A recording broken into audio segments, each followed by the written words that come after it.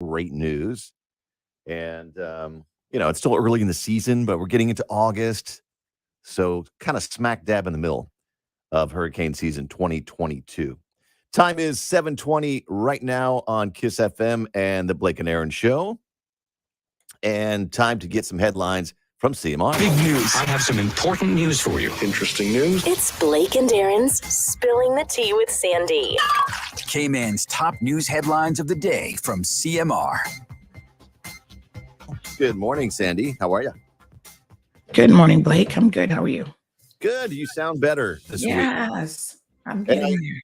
And we missed you yesterday just because we were having a technical issue on our end. But I wanted to ask you how the weekend was for you, and were you like me? Did you spend the weekend with your eyes peeled to the sky, looking for a Chinese rocket uncontrolled reentry? No, actually, no, not at all. I mean, we got the official word from CI Gov on Yeah. Friday that said, "Hey, by the way, Don't worry about it.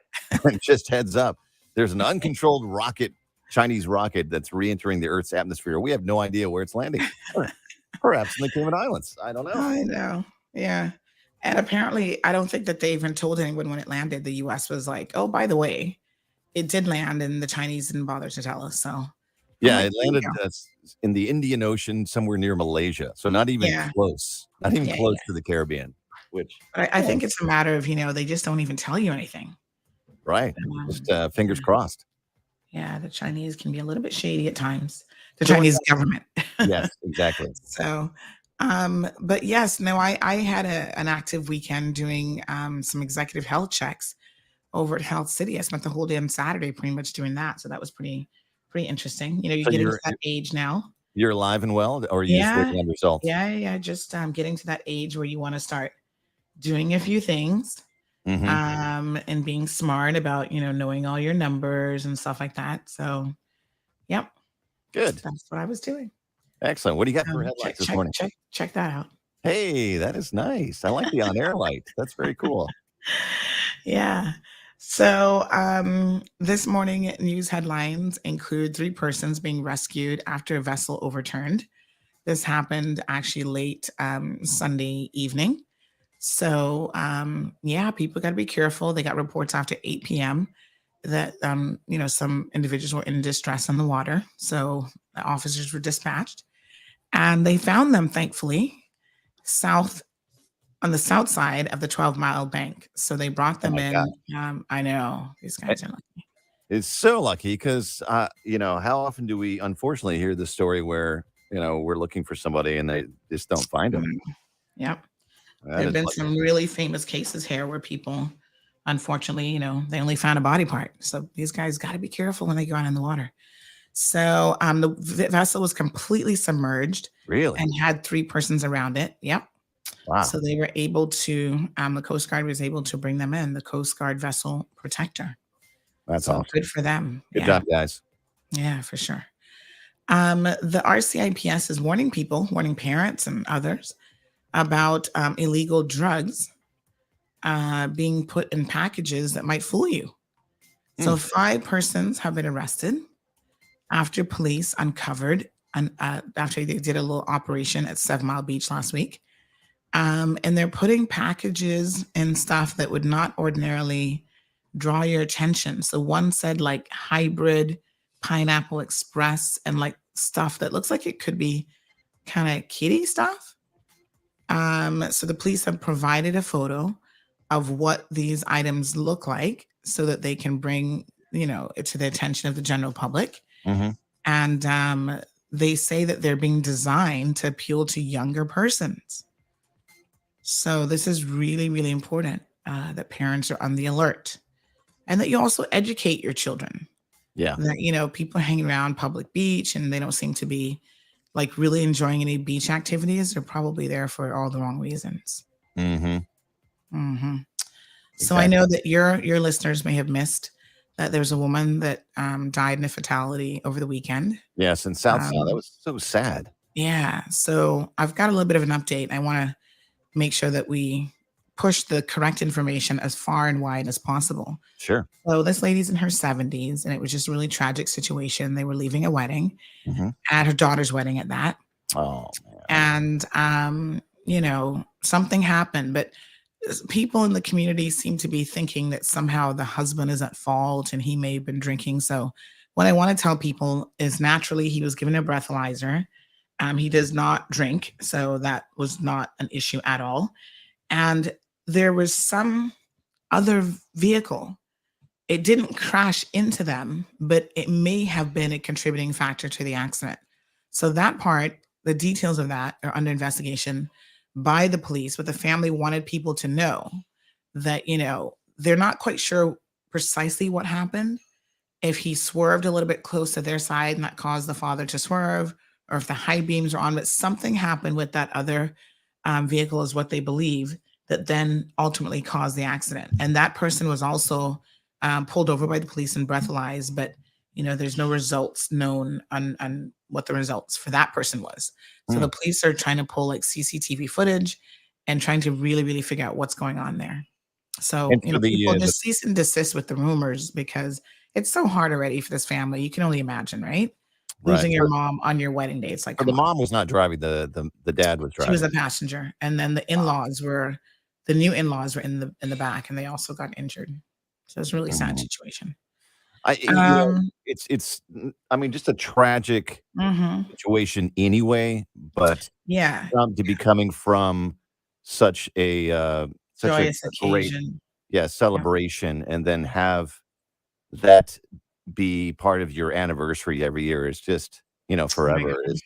Somebody said they would redo it. They would annul it and redo it so it didn't fall on that day. Yeah. Our hearts go out to them for sure. CUC.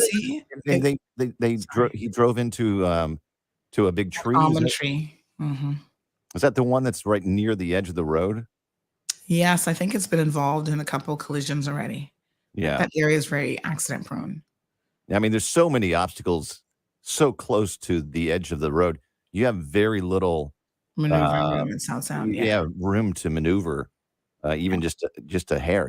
It's in some cases, and I always see people walking and pushing strollers and riding bikes. It's a dangerous area. Yeah. I try to avoid South Sound if I can, to be honest.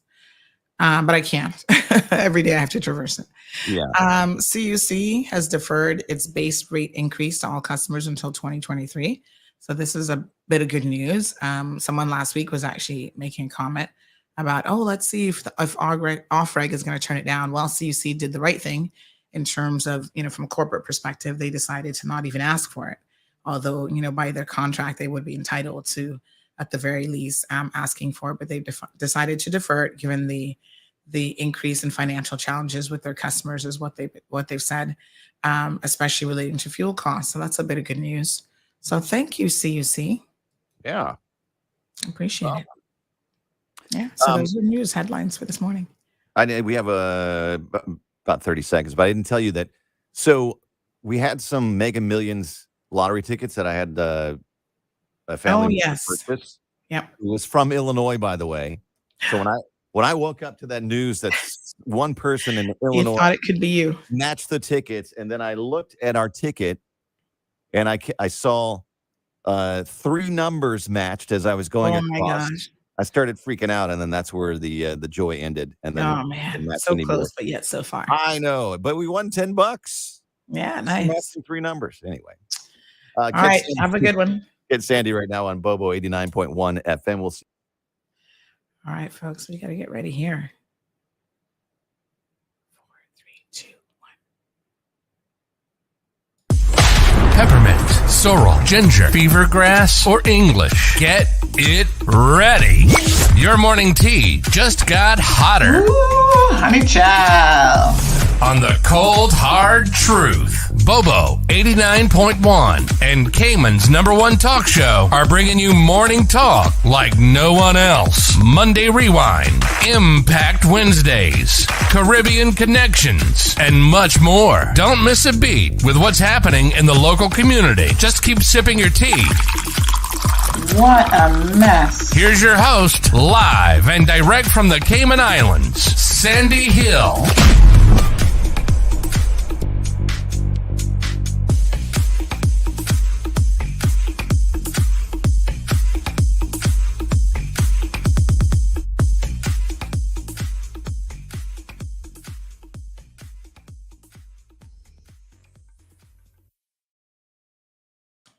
Good morning, good morning, good morning. Welcome to another edition of the Cold Hard Truth. Thank you guys so much for tuning in. As you can see, well, some of you can see me online, and the rest of you can hear me. I'm sounding so much better this morning. So I'm going to tell you why. I know a lot of you have all sorts of suggestions about what I should be drinking and taking and the whole works. But I was still yesterday feeling a little bit like froggy and coughing and the whole, I was just like, can't quite move past that. When you can feel when you're kind of stuck and a little bit of a hump. So, what I did was yesterday I went to the pharmacy again. It's like the third pharmacist. But these are the guys in Countryside. And I said, oh man, this throat thing. And it's like the constant like coughing. Sorry, speaking of which, my apologies. So it's like the coughing is irritating the throat. And then my sinuses are probably what's really causing the coughing. And it's just like a loop de loop, right? I'm just going in a big circle. And she said to me, okay, tell me what you're taking. And I'm like, okay, I have this, I have that, and da-da-da-da. And big shout out to the pharmacist there. I'm afraid I don't know her name. I should have gotten her name yesterday. But anyway, she said, okay, well, keep taking the Histol, whatever, take that one. And then she said, are you coughing at night? And I said, yes. On Sunday night, going into Monday morning, I woke up with this horrible cough. And child, when you get to a certain age, you have to run to the bathroom when you start coughing. Need I say anymore? And so, yes, I was like, yeah, I woke up coughing like at 3:00 in the morning. And she's like, all right, well, I got something that's going to help with that, but it's going to make you really sleepy. So she's like, take it early because then, it's going to knock you out. And I know you got to get up early in the morning for the show. So I thought, okay. So I only took half the dosage. I only took like 10 ml. It recommends like 20. I would still be sleeping right now if I took 20. Trust me, I'd be sleeping all day. And so I took it as recommended. She said early. So I think I took it like around 8:00 and then, put my daughter down and I was in bed probably like 9:30. I tried catching up on a little celebrity news on my iPad, but already I was like getting groggy and sleepy by 10:00, which is super early for me. So I closed the iPad, took off the headset, and I just went to sleep. Can I tell y'all, I slept like a baby. Am I allowed to take this medicine when I just need to sleep? Because I don't recall. Most nights I get up, I go to the bathroom, I do all sorts of stuff in the night. And I don't really recall doing any of that. I definitely did not cough. So trying to adjust the thing a little bit here. Yeah, so I definitely did not cough, which was good. And this morning I woke up and I said, you know what I need this morning? Because I can feel it in my throat now, right? Like it's settled there. And I said, I need some of that salt water this morning now to extricate it. I'm going to do a good gargle. And that's exactly what I did. Brought up some phlegm. You know how it is, folks, unfortunately. And I'm feeling so much better, like in my throat. Like it sounds a lot better too, right? So still a little bit of like congestion I feel in my sinuses. But yeah, I'm going to do that. She said, normally people don't have to do it for more than a week. I'm not going to have to take that for a week. I'm thinking maybe one more night of no coughing at night and I should be good. So I can tell already this morning it's substantially subsided. So we have an exciting show for you guys starting at 8:00. Go message all your friends right now. Tell them you want to tune in if you're not on already at 8:00. So let me tell our radio listeners, because sometimes we go into overtime on the show and they don't get to hear that necessarily, right? So yesterday, I was surprised and shocked to learn, this is news to me, that here in the Cayman Islands, we don't celebrate Emancipation Day. Now, oddly enough, last year, I talked about it, but I didn't know that at some point we actually celebrated it and then we stopped. So if you go back to the show, I mean, I don't even know if I can find it, but let me see. If you go back to the show from last year, Emancipation. Yeah. If you go back to my podcast from last year, I was talking about this. And I don't recall.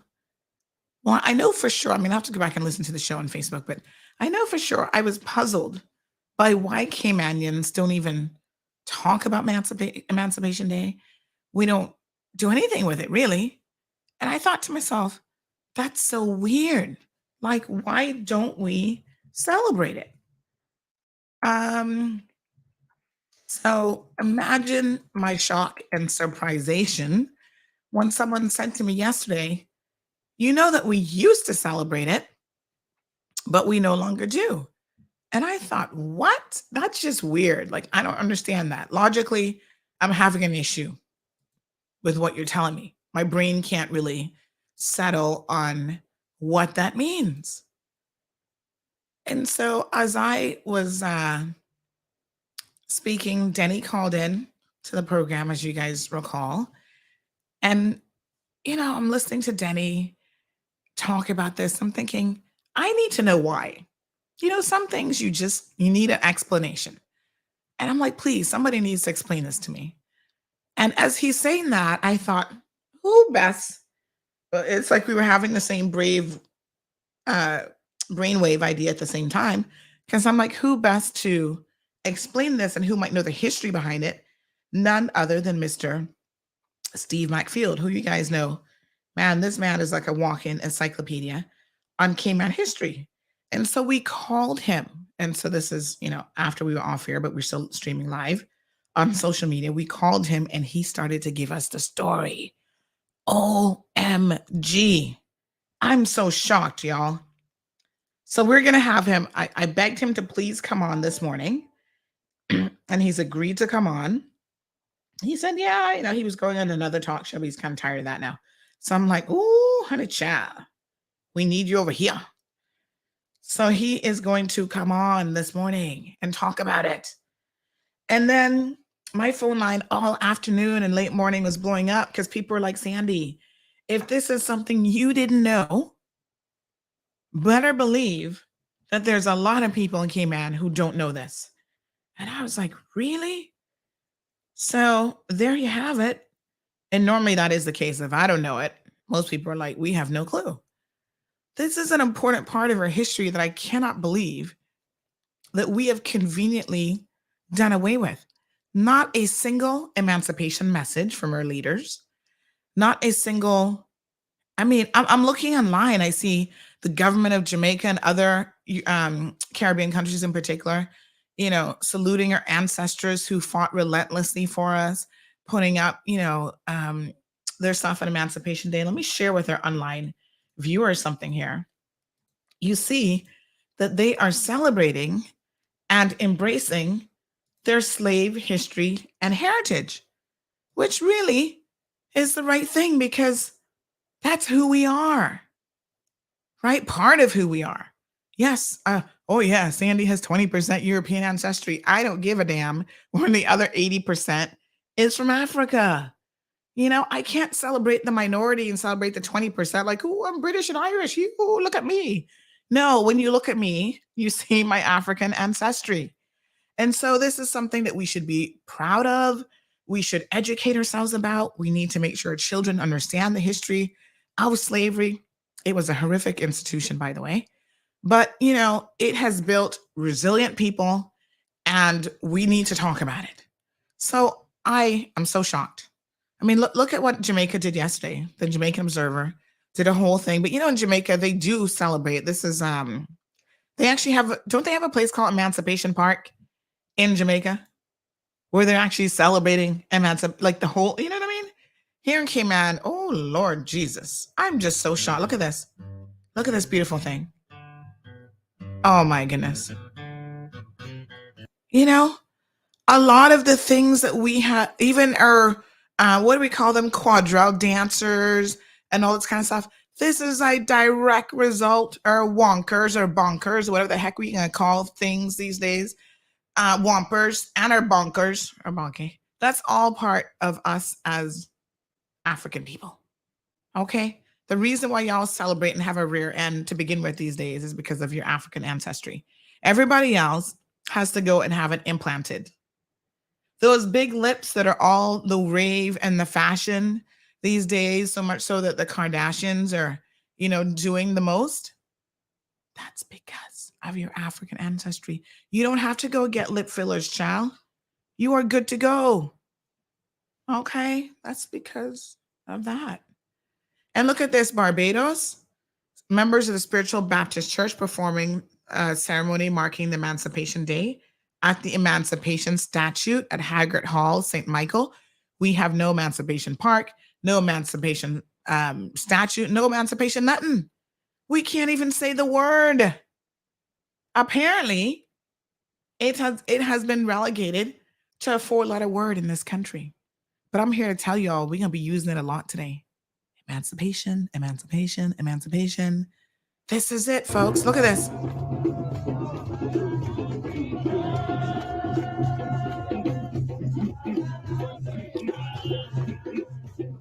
Seriously.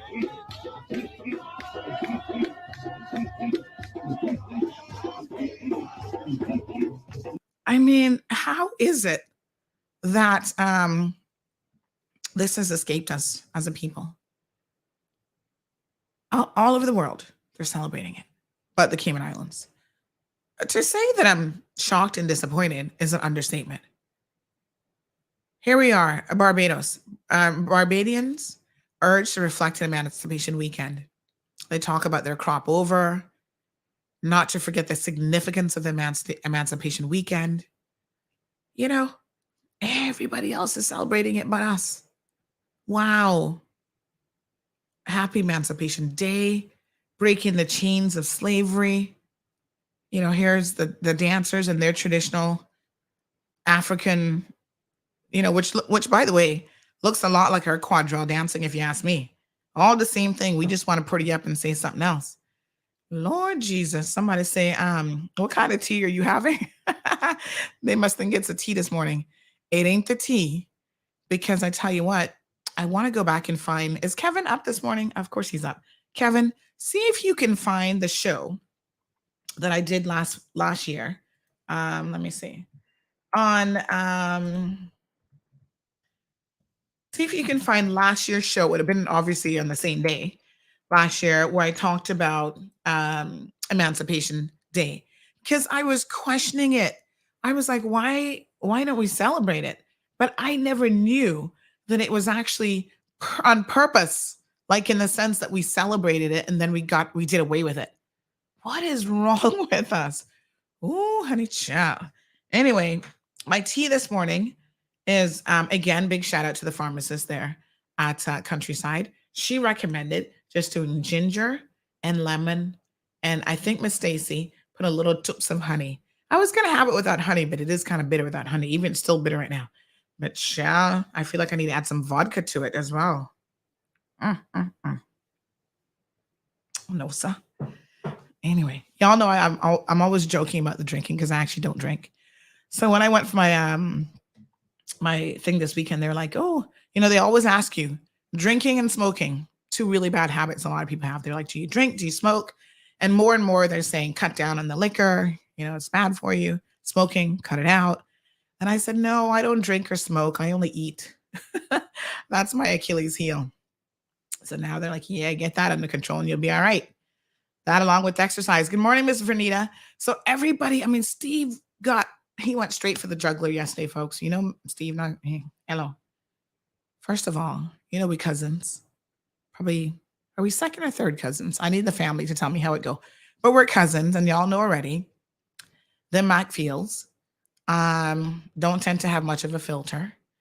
And so he just laid it on the line. And I'm going to have him lay it on the line again this morning, because I think that some of y'all are going to be really, really surprised. But yeah, I had people calling me yesterday. Even some government workers were like, oh my God, I can't wait till tomorrow's show. I'm tuning in right at 7:30.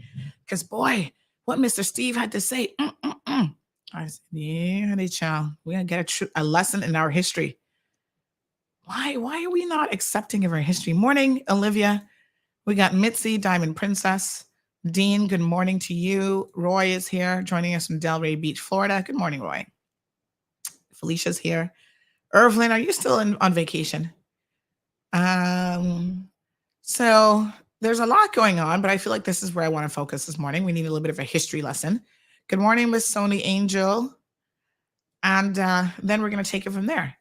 Oh, Maria says, well, Sandy, it's a beautiful day. I'm here this morning sipping some good old sage tea with ginger and lemon.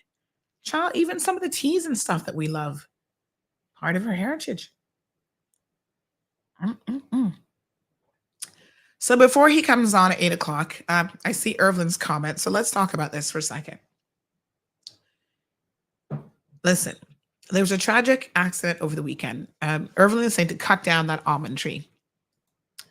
I think there've been a couple accidents there. So, Miss Margaret Rose Garcia and her husband and their new in-laws were driving the vehicle.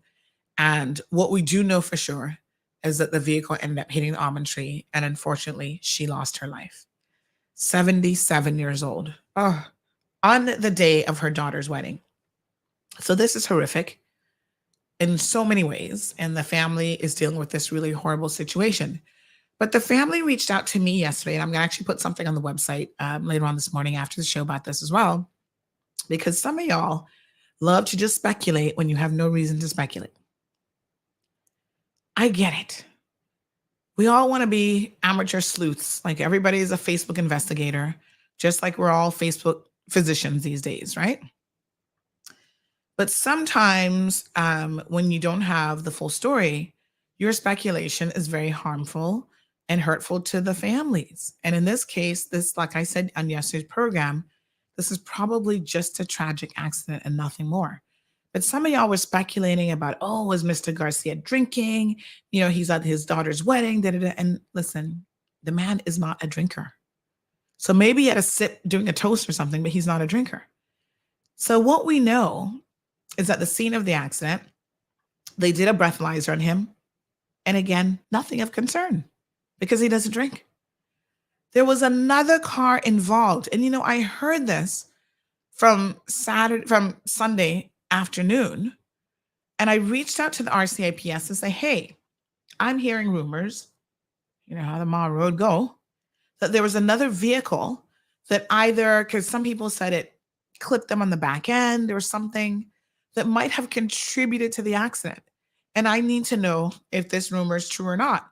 Well, in typical RCIPS fashion, somebody really needs to help them out. I mean, it ain't me, but somebody needs to give them a helping hand because Lord Jehovah, they don't know how to answer a question to satisfy the rumor mill even. If I'm saying to you, this is what I'm hearing, and they always like, oh, come to us, go through official channels, blah, blah, blah. I'm like, okay.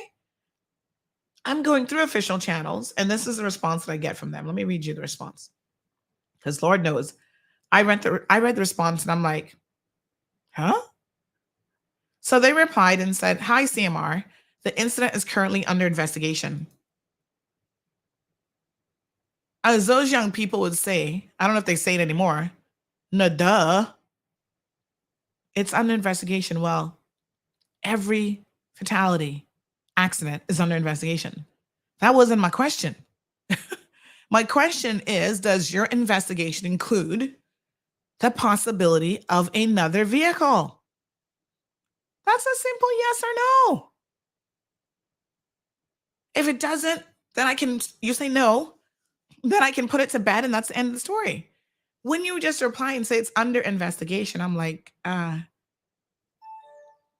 here's what I said. This was a question. Good evening. Any reports, and again, this was Sunday evening at 7:13 p.m. Any reports of the vehicle being involved in the fatality being sideswiped by another vehicle? That's what I said. And they say the incident is under investigation. Jesus Christ. Everton, oh, Jesus, please take the wheel this morning. I thought, right. Mm-mm-mm. They special. They special. They didn't answer the question. So when the family contacted me saying, "Can you please assist?" I thought to myself, "Oh, this is interesting because I had heard this rumor." And I said, "Why didn't the police just answer the question?" Folks, the family is asking that you just be a little bit cognizant of the fact that this is an extremely difficult time for the family. The rumors of people having too much to drink in the vehicle, especially Mr. Garcia, are simply not true. The other vehicle, we don't know precisely how much their involvement was, if they swerved over in his lane, or if it was a case of high beams being on that caused him to swerve, or whatever. But there was another vehicle. That driver, a Filipino gentleman, was pulled over by the police. So he was there when the police came, I should say. And he was also subjected to a breathalyzer, which we do not know what the results are. We can only tell you what the results of Mr. Garcia's breathalyzer was. And his breathalyzer results were that he, definitely was not intoxicated in any way. So I want y'all to pull back on the rumor mill a little bit, give this family, obviously, the opportunity to grieve without all of this stuff in circulation. Can we do that for them?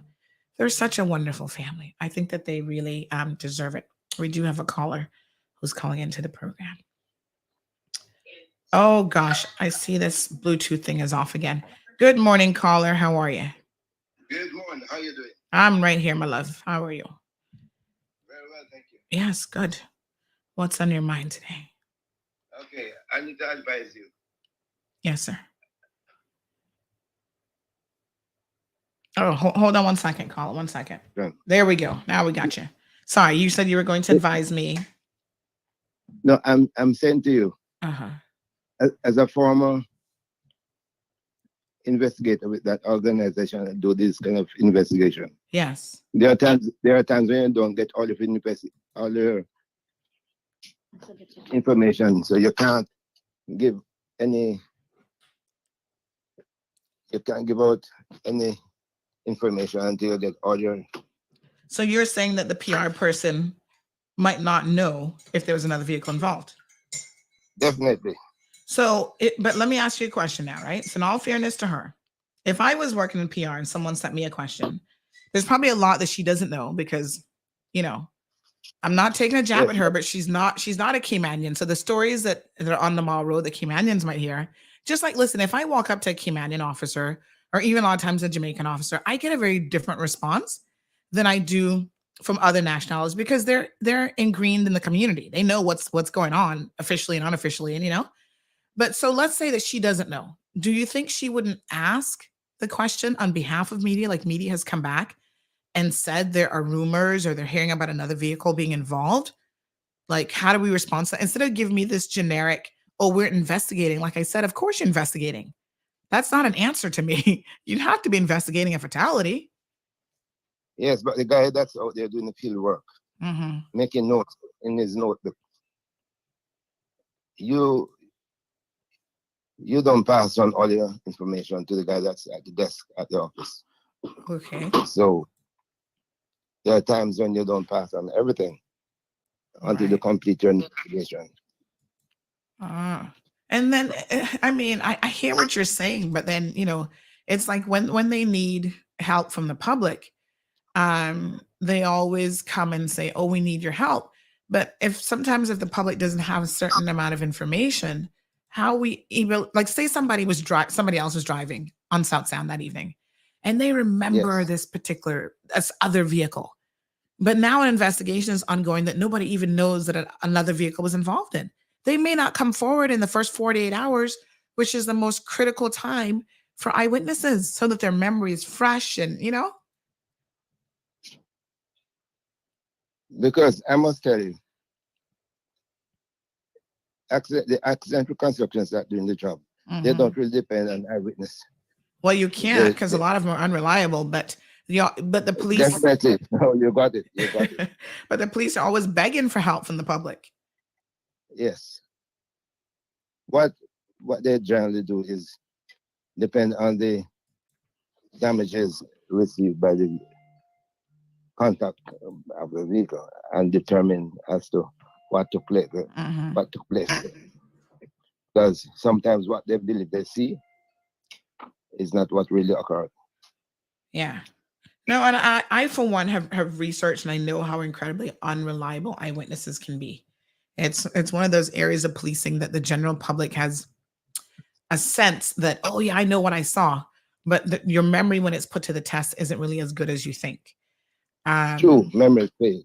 Yeah. Speaking about memory, Mhm. your memory is divided into 3 areas: Mhm.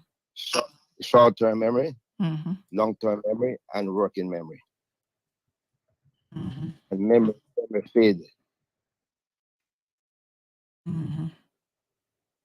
Yep. Well, thank you for that. I mean, we'll take it as you put it to us. But it's just I don't know. Like I feel like, again, I'm sure that that the PR team doesn't know that this is something that's in circulation that's causing a lot of additional pain for the family. But you could have said something like, like, I don't know. I felt like she could have at least inquired with the right people who would have then told her that yes, there is a possibility that another vehicle. I mean, obviously the investigation is not concluded, so no one can say anything definitive, but that there's a True, true. possibility of oh, my apologies. There's a possibility that something else might have been a contributing factor. Yeah, she's in a spot there. She can't really answer that question. Right. What a mess. All right. Well, thank you so All much for right. that. I appreciate it. Yes. All right. Good, Okay. good. Have a good day. You too. Yes. All right, folks. So, yeah, I appreciate that. Different perspectives. That's why we're here. And like he said, he's been on the other side. Sounds like he's a former RCIPS detective, and so he kind of knows how their process works. That they're not necessarily sharing that information. But child, all I can tell you is that's why I know the mall road sometimes be more accurate than the police with certain things. Y'all know what be going on, honey child. And y'all are more than happy to share these things. Good morning to Queenie Jones. How are you? Jonathan Powell. Miss Iva's here. We've got Miss Dawn, Zambula, Louis, Tabitha. Hey, good morning. All right, we're going to get into that discussion here shortly. I think what we'll do this morning is we'll play the news first because, child, I think that when Mr. McField gets started, it's going to be a marathon of history. So, good morning to Jasara. Jonathan says we're too busy trying to please Britain and forgive them of their crimes against humanity. Well, we'll talk about it. Carol says if another car was involved, they should publicize this and give a description. Police in other countries do that all the time. So, what our caller just suggested is maybe the PR person who's actually answering the questions doesn't even know that. I met with her when she first started because we're really trying to build a better relationship with not just the RCIPS but government as a whole. And so it's fair to say that a lot of them do want to work with CMR, but they also have to understand how we do certain things. So I have said to them, because sometimes you put out a news story and then they come back and their detectives get all upset. Oh, you had too much information in there. You're compromising our investigation. Nobody knew that we were watching this house and that we had the house under surveillance. I'm like, if nobody knew, how you think I know? You know what I'm saying? I'm only informed because other people do know. So when we put it this story, it's not normally a state secret. Yes, the wider public might be reading it going, oh, CMR got the sus. But believe me, we get the sus from the community, from people. So I've explained to them, this is how it works, right? I am more than willing. I never want to impede an RCIPS investigation because God knows, take the criminals off the road. I'm all for it, right? However, if I, and I've said this to them numerous occasions, if I send you an email and I say, here's a question. Have there been any ACC, anti-corruption investigators, suspended right now pending some investigation about racism? This is a real question I'm asking people right now. Nobody seems to know anything about it. But when I ask you a question like that, what that means is, folks, is if you have any reservations that I'm going to be putting that in the public domain, or if you think, oh, shoot, this is something we don't want the public to know right now because we've got a really sensitive investigation, what you then need to do is ensure that you are, I don't know why people call me when I'm on air, ensure that you are telling me that. Like, if you tell me, hold back, that's fine. But you know what the police do? I send them a question. They either ignore it, wait 6 hours later, which is to me ignoring it because, by then our story's already up or whatever. And then when the story gets up, they get all upset and they're calling me in a frenzy. Oh, can you answer your phone? You can't say this. This is confidential information. I'm like, dude, you could have told me this beforehand. Once the horse is at the barn, you can't pull it back in. And they've done this on numerous occasions. Remember the one there by A.L. Thompson's where they had the big incident in town? This must have been well over a year ago. And they had this big incident in town and big, chasing somebody down with all the big guns and whatever. Everybody at A.L. Thompson's and all the surrounding businesses were out videotaping it, whatever. So naturally, they send it to CMR and we put it up. The police can call me, talk about if I can take it down because it's compromising their officers and their undercover vehicles. I was like, this is when I really don't think the RCIPS has much common sense. How are you going to tell me as a news media to take down something that's happening in public? Y'all do understand that we live in the 21st century, right?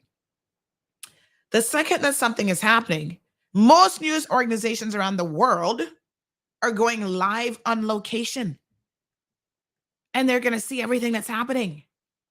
In this case, I wasn't there, but I had other eyes and cameras there that in real time were sending me those videos. So why you would have thought that I would not have received that and put it up, only God in heaven would really know. Because it doesn't make any sense. Right? And then you say to me, can I take it down? I say no. Everyone has seen it. It's in circulation on WhatsApp, Messenger, private message, everything. What you need to do if you have a concern about your officers and their unmarked vehicles being identified is you need to have a better system in place. Like temporary licenses that you swap out all the time. Vehicles that you can pull in and out of operation, maybe even repaint, change the type, change the color. Those are your skill sets. I'm not the detectives here. But what I'm telling you is this suggestion that you come to Media House and get one video now, the poor little Indian guy has over 1 million views. I get it that yes, we post something and it has the potential to go viral, but you don't address that by asking me to take it down. You address it by having some other kind of formula in place that works for you. So I made it clear to them that, listen, if I send you a question and I'm asking you certain things, just assume that I already know the answer and I'm just trying to get official confirmation so that I can say the officials have said so as opposed to an exclusive source or a CMR source or whatever, because we never name our sources. Right? And that's the kind of thing that would be incredibly helpful to me is if you say it up front as opposed to after the horse is out the barn. So Tabitha, good morning. Tabitha says the police need to be going door to door in that area and seeking camera footage. That's so lame. It's a shame. Well, I'm hoping that they're pulling CCTV footage from residents as soon as possible because, we paid millions of dollars for a government CCTV system that doesn't work. that has never really worked as intended. Damien says maybe because if the police do and are wrong, they could get a lawsuit. Listen, you can say it in such a way that there's no lawsuit coming. The police get stuff wrong all the time. Just the other day, they got it wrong about the boat rescue in Cayman Brac. Anybody suing them for that? No.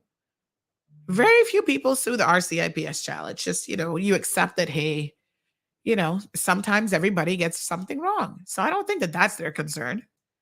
I think they just live in this media and PR world of the 1980s. They're still stuck in the 1980s. Ms. Jess says the same thing. Are there not cameras in that area that could lend some information? Cameras, yes, we hope so. Damien says, were there not other people in the car? So there are witnesses if another car was involved. Well, maybe, Damien, but if you've ever been a passenger, especially in the back seat, you might not even be paying attention. You might have been looking at your phone, talking to your spouse, whatever. You may not honestly have paid attention to what was happening straight ahead. And so maybe the driver saw something that caused him to swerve that the passengers didn't see. Right? Louise said that this road is so narrow, it should be converted to a one-way street as there is no room for expansions. I agree that the room is narrow. I don't know how realistic it is for it to be converted to a one-way street. Part of the problem is South Sound is an extremely high traffic area. How many people live on that one road? It's a lot. And it is also considered a highly desirable area, multi-million-dollar homes. Sorry, my sinuses are coming again. Beachfront property in the works. And all these, listen, how many active projects are going on in South Sound right now? Soon, there will be no land left on South Sound. And so there is a lot of traffic. Now, the NRA, the next time they come on the program, remind me, because they're coming again this month, to ask them about how some of this South Sound traffic will be alleviated. Because remember now, there's also that big development that's coming off of the, the Bobby Thompson roundabout. And I think somehow in my brain, there's some sort of connection that will connect back to some back end in South Sound or something. But remind me to ask them when they come on. I'm just waiting for the news to finish downloading, and then I'm going to play that, and then we'll give Mr. Steve a call. So, yes, I'd agree that the road is very narrow.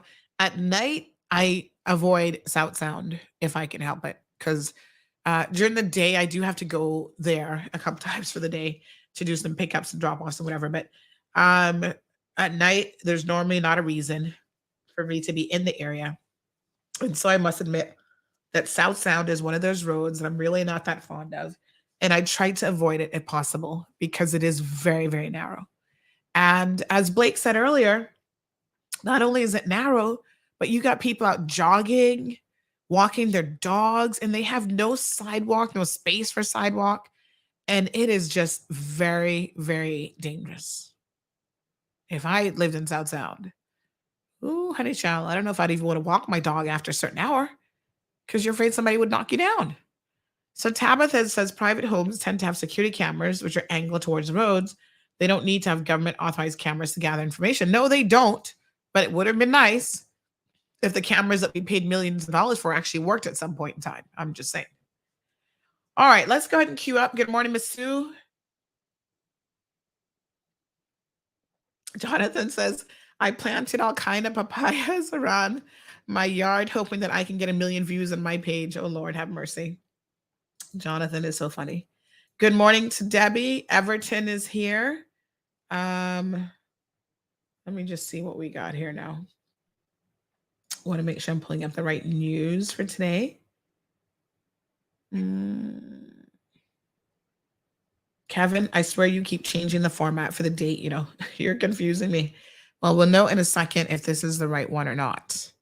I feel like this could be the right one, but I'm not 100% sure. All right. Good morning to Everton. Everton says back in the day, it wasn't like that. What wasn't? I think I'm missing the connection with another conversation. Carmely says, take the meds that I gave you. Trust me, You'll feel better within hours.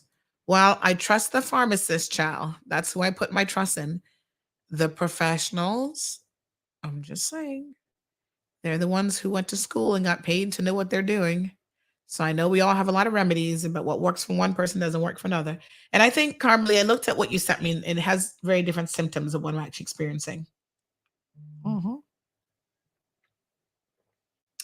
So Everton says, I remember back in the day when we would leave Buttonwood nightclub, we used to take salsa on as a race track. What is salsa? As a race truck. You would use salsa? You used to take salsa on as a race truck, lots of winding roads. You guys may have to go back to the old days to avoid all the traffic accidents. What is salsa? I don't know. Salsa's a dance. Is that a road name or something as well? Miss Sue says we've always gone into town that way too, but now it's much more heavy traffic. Huge trucks use South Sound. I don't know why any huge truck would be using South Sound. Honest to God, it just isn't that kind of a road. It should be residential traffic only, really. Like if you need to be in South Sound. Good morning to Claudette. So we've seen several fatalities in the last couple of years in the area of South Sound. There was the one with the nurse, and then there was the one some months back with the Filipino drivers as well. Okay. So Claudette says, good morning. I think it's time we know the traffic situation in this area. So just always need to be very cautious. Just try and we will see the difference.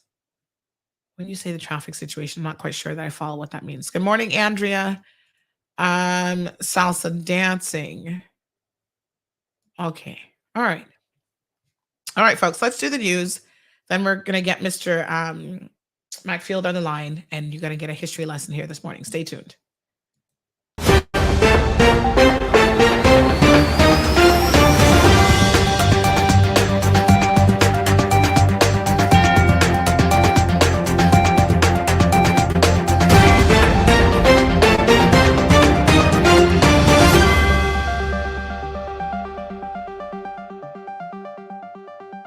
Hello, I'm Kevin Watler, and this is your CMR Daily Buzz.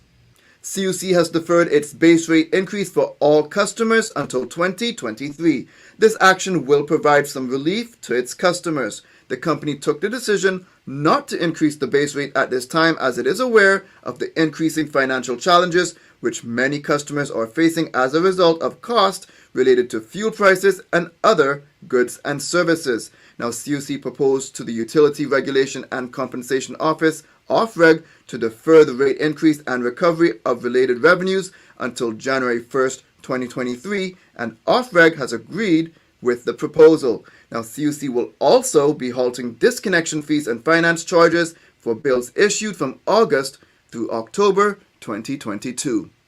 Meanwhile, in other CUC news, CUC is hosting 11 students for its annual summer program. 8 university students and 3 high school students are among the interns. The students have been assigned to departments within the company based on their career interests, such as customer service, sustainability, and electrical maintenance. Students will gain valuable work experience, which will accelerate their personal and professional development. Just after 8 Sunday night, the Cayman Islands Coast Guard and the police helicopter were dispatched to a report of an overturned vessel. The vessel in question was at an unknown location, potentially in the south side of the 12-mile bank. About 45 minutes later, the police helicopter crew was able to spot and locate the vessel, which was almost completely submerged. It had 3 people around the vessel. The Coast Guard vessel protector, which was deployed and heading to the direction of the distressed vessel, was directed to the location. The Coast Guard arrived just around 9 p.m. and rescued all 3 persons, who were then taken to the Georgetown Harbor, where they were met by emergency medical services and evaluated before being released. A 27-year-old man of Georgetown has been charged by the police on 2 counts of robbery and 1 count of possession of an imitation firearm with intent. The charges are in relation to 2 separate reports of robberies that took place in the early morning of March 30th, where 2 men stated that an armed man approached and assaulted them and then stole their personal property. Now, the Georgetown man appeared in court and was remanded to return on Friday, August 5th to the Grand Court. Police carried out an operation last Thursday, July 28th, assisted by Customs and Border Control, Department of Commerce and Investment, and the Public Lands Commission in the area of 7 Mile Public Beach in response to community concerns around the consumption and sale of illegal substances on the beaches. During the operation, the officers searched multiple people at the location, which resulted in several packets of ganja being recovered. 5 people were arrested, 2 men of West Bay ages 36 and 31, 2 men of Georgetown ages 27 and 28, and a Bordentown woman aged 23. All the arrests were for drug-related offenses. They have all been bailed pending further investigations. Wanted man Charles Walton III was captured. He was arrested on Saturday, July 30th on suspicion of robbery, and he remains in custody pending further investigations. The Royal Cayman Islands Police Service thanks the public for their assistance in locating him. Police continue to look for Luisto Eusebio Hernandez in relation to firearm offenses. He is considered armed and dangerous and should not be approached. If seen, call 911 immediately. The search is still on for 2 missing men. 53-year-old Noel Paul Manning has been missing since June 24th, and 26-year-old Adrian Williamson has been missing since July 6th. Now you are asked to contact your nearest police station if you see them. Anonymous tips can be provided directly to the RCIPS via their confidential tip line at 949-7777 or via their website. With more than 20 years of experience in orthoscopic procedures and joint replacements, Dr. Alwyn Armienda, Chief Orthopedic Surgeon and Head of the Department of Orthopedics at Health City Cayman Islands, has successfully completed more than 6,000 surgeries. One thing he appreciates is the need to continually invest in and leverage technological advances for the benefit of his patients. Probably one of the most innovative systems that I've seen in arthroscopic surgery. It gives us the best environment possible. It's an automatic system that automatically adjusts during the surgery to give you the best possible joint picture so that you can do the best possible job with regard to the repair. Health City's surgeons specialize in various orthopedic and orthoscopic procedures, including total and partial hip and knee replacements, shoulder surgery, elbow surgery, hand and wrist surgery, foot and ankle surgery in patients of all ages and activity levels. More information on each of these stories can be found at caymanmallroad.com. Now for your CMR weather update, it's brought to you by WG Charters. Sunrise at 6:02, intervals of clouds and sunshine. The temperature rises to the high 80s, but it will feel much hotter than that. Now, with the high temperatures at 88 degrees Fahrenheit and the relative humidity is at 76%, like the forecast calls for, the temperature will feel around 104 degrees Fahrenheit. Now, the winds will be east-southeast at 10 to 20 miles per hour, and then the sun sets at 7 o'clock. When it cools at nighttime, the temperature falls to the low 80s. Looking forward, similar weather conditions are expected. It's summertime, so those hot days and warm nights and scattered showers are very typical for this time of year. CMR weather updates are brought to you by WG Charters. They offer private boat trips for a great price, so we encourage you to support them. Now for some regional and international news. More than 22,000 confirmed cases of monkeypox has been reported worldwide. Monkeypox has also been confirmed in more than 70 countries around the world. According to the Pan American Health Organization, there are currently 30 confirmed cases, 1 probable and 12 suspected cases in the Caribbean. Cruise guests are continuing to spend more money, with onboard spending up some 30% at Royal Caribbean Group, according to President and CEO Jason Liberty. He added that passengers are spending at least 30% more on board their ships across all categories when compared to 2019. Mr. Liberty also said that approximately 60% of guests book their onboard activities before they get on the ship. Saturday brought music, dancing, and a flurry of color to Lakeshore Avenue and Exhibition Place as the Caribbean Carnival Grand Parade made its triumphant return to Toronto, Canada. The parade is celebrating its 55th anniversary after the pandemic forced cancellations in both 2020 and 2021. The Caribbean tradition of parading through the street was founded in celebration of freedom and emancipation from slavery. That's it for now on the Daily Buzz. Thanks for joining me. Please stay safe and God bless.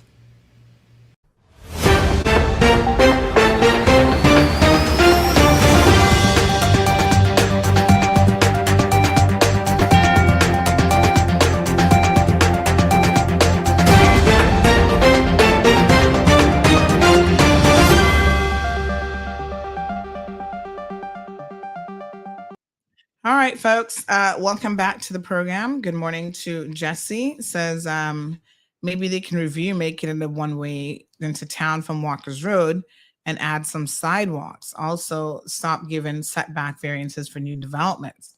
Yeah, I mean, unfortunately, I think South Sound is just one of those areas where there was never much room to begin with. And so the encroachment on the little road that has probably existed from day one, is a bit of a problem. But certainly, Jesse, I think there are some things that can be done going forward. All right, so let's go ahead and give Mr. Steve a call. So we're going to call him. So in case you missed it, folks, this is Steve McField. I actually did not know that he was interested in becoming a historian, but of course it all makes sense, child. When he said that to me yesterday, I was like, yeah, that, because he loves him some history. So that seems logical to me. So let's give him a ring. Mm-hmm.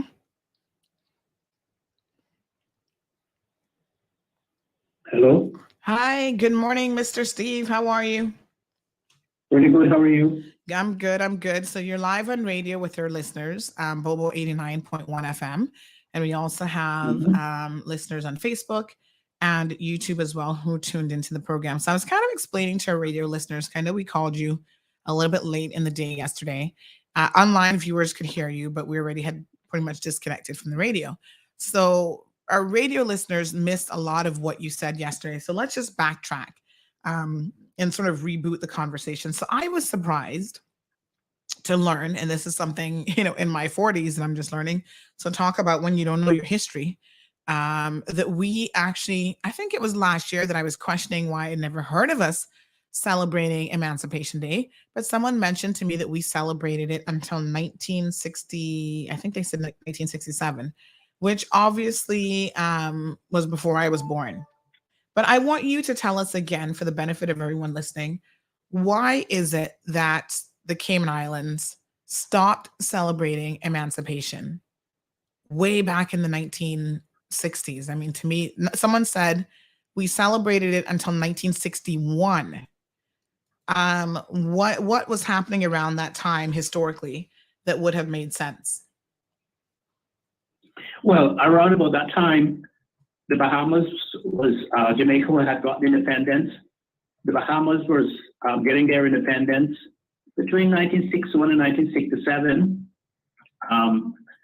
the Bahamians, the black Bahamians were throwing off the white oppression. The government called the Bay Street Boys, which were the whole legislature at the time were white people. And I don't even know if blacks could vote at that time, but I know blacks were in the legislature. But because when Lyndon Findlin came back from London and then started to organize the black people in the Bahamas to take over their country and to seek full independence from the UK, a lot of the investors who were in the Bahamas didn't like or would not consent themselves to be ruled by a black government. And so they found another place, they would try to find another place in the Caribbean to set up their businesses. And so where do you think they found Cayman? They came to Cayman to set up their business. That's how they got the windfall between 1962 to 1967 was when we formed the Bank and Trust Company Law, the Companies Law, and the Confidential Relation Preservation Law to facilitate those businesses coming into the island. Now, when they came, because they were afraid that black people would take over the government again and they would have to move and go someplace else, they started to have Caymanian people to revise their history and to obliterate everything that was black. That had its black prominence in it. And one of the main things that Caymanian had was Emancipation Day. When I left here in the 1960s, Emancipation Day was the 1st of August. It was a public holiday. Everybody looked forward to Emancipation Day, especially to the celebrations in Borden Town, which was the old capital. That was where Emancipation Day was celebrated. So what they did, they wrote articles in all the in the magazines, the magazines, and the one of the magazines that I can't remember what name it was, to say that Cayman had no slavery. In other words, what their philosophy was then was to say that all the Caymanians were descendants from Europe, and were descendants from Europe, and they hid and persuaded the Caymanian people to not portray their blackness, portray the black side of them, which or the African side of them. And so it's no coincidence that today Caymanian people tell you, ask you where you're from, they will say, oh, I descend from Scotland, or I descend from Ireland, and so forth. They will never tell you that they have the African ancestry. They will never tell you that. And that's one reason why I draw away from most of them, because that can hurt you badly. Because they do not want you to say that they have black ancestry in them, which most of them have. And that is one of the reasons, that is what they did, the myth that they portrayed, so that they would not seem to be a threat to those people who were coming in here to put down their condominiums and put their offshore businesses in Cayman. That is what they did to develop this historical bubble, which we live under, to say to those people, listen, we're not a threat to you. We're not Africans. We're not black like the Bahamians. There's no worry about us. We all came from Europe and so forth, and therefore we can identify with you. You can identify with us. Wow. I mean, it's shocking. I was surprised. Surprised when I first came home after the 1960s, after going all those long time. When I came home after I got married, I came home to visit my mom. I hadn't seen her for near 10 years. To visit with them, and I read on the magazine when I was coming from Miami on the airplane that Cayman had no slavery, that Cayman was not a slave place, that Cayman had no slavery, that we were all descendants from European descent and from pirates who had landed here. Those are statements in those magazines. I can't remember which one it was now. That I read that. I was surprised. And then, of course, they hid everything from the schools.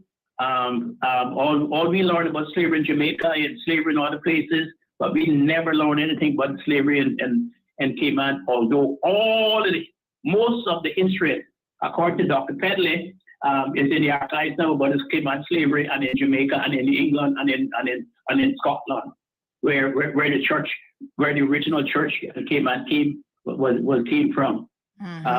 from. So it's all there in the archives, and now most of it is written in two books called From the Sea by Crichton, and the Lawless Caymanians formed by Kieran. So listen, an interesting development. Someone just sent me this. Thank you so much to our listeners who really helped to keep me informed. And of course, we were asking the question yesterday, and the National Archive has jumped in on the conversation. Now, I don't know who else was asking this question yesterday, but they said, you asked and we listened. Well, I guess CMR was asking, Emancipation Day removed from schedule of public holidays. So they have shared, and I'm going to put this up on screen for the benefit of our online viewers to actually see this, but they have actually now shared some of how it happened. So let's have a look at this, folks. So this, again, is a post on social media from the National Archive, posted 15 hours ago. So I guess they heard us on the air. And they said, you asked, we listened. Emancipation Day removed from schedule of public events. And they go on to say that last year on August the 2nd, we shared an article on our website, and they gave the article on Emancipation Day, which provided information about the history of this public holiday in the Cayman Islands, focusing on how it had been widely celebrated by earlier generations. We ended the story with these words: why and when Emancipation Day ceased to be observed continues to be unclear. We will endeavor to discover records which unlock those questions. And of course, I never saw the original article until yesterday when a few people sent me the link when I started asking the question. So it's interesting that they put it up, but none of us seem to know anything about it, right? So this post continues and says, since that time, we have received a few additional inquiries on this subject and have been on the lookout for records that might help to answer these questions. We're pleased to say that over the last several days, it's interesting that they only discovered it the last 100 days, but anyway, a number of records have been discovered which may answer both the why and when Emancipation Day was removed from the schedule of public holidays. And so they have a summary timeline for Emancipation Day public holiday. Let me just, 1 second here. Let me just pull up the next image that they have here for us. And then they go on to document 1 and 2, which is a handbook of the Cayman Islands for 1908, compiled by Commissioner George S.S. Hearst and published in 1907.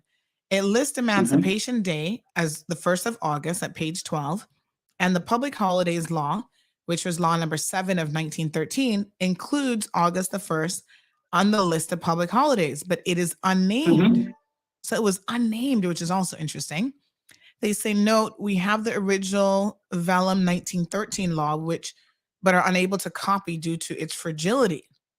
Document number 3, Public Holidays Amendment Law 1947. The schedule includes an unnamed holiday for August the 1st. Why did they keep it unnamed? It's so weird. And then document number 4, which is the 12th of May, 1961, Government Notice number 46 includes wording of the Public Holidays Amendment Bill 1961 and serving notice to the public the intention to remove the 1st August public holiday, and then they put in brackets Emancipation Day, from the schedule of holidays and have a new holiday, Constitution Day, on the 4th of July. So look at what we swapped it out for. But Constitution Day has something to do with Emancipation Day. Exactly. Constitution Day came in, has to do with when the first Constitution was enacted in July 1959. Yes. So we swapped out Emancipation Day for Constitution Day. Now, if that's not a clear indication of what we think of our African ancestry, nothing will be. Document number 5, 19th of May, 1961. Annexure U, account of tabling and debate of the above bill. Document number 6, the bill is passed on the 23rd of May, 1961, as signed by the clerk of the Legislative Assembly, Sybil McLaughlin. And then the next image here, considering these 5 documents, it appears that Emancipation Day was on the schedule of public holidays in the Cayman Islands from approximately 1907 until 1960.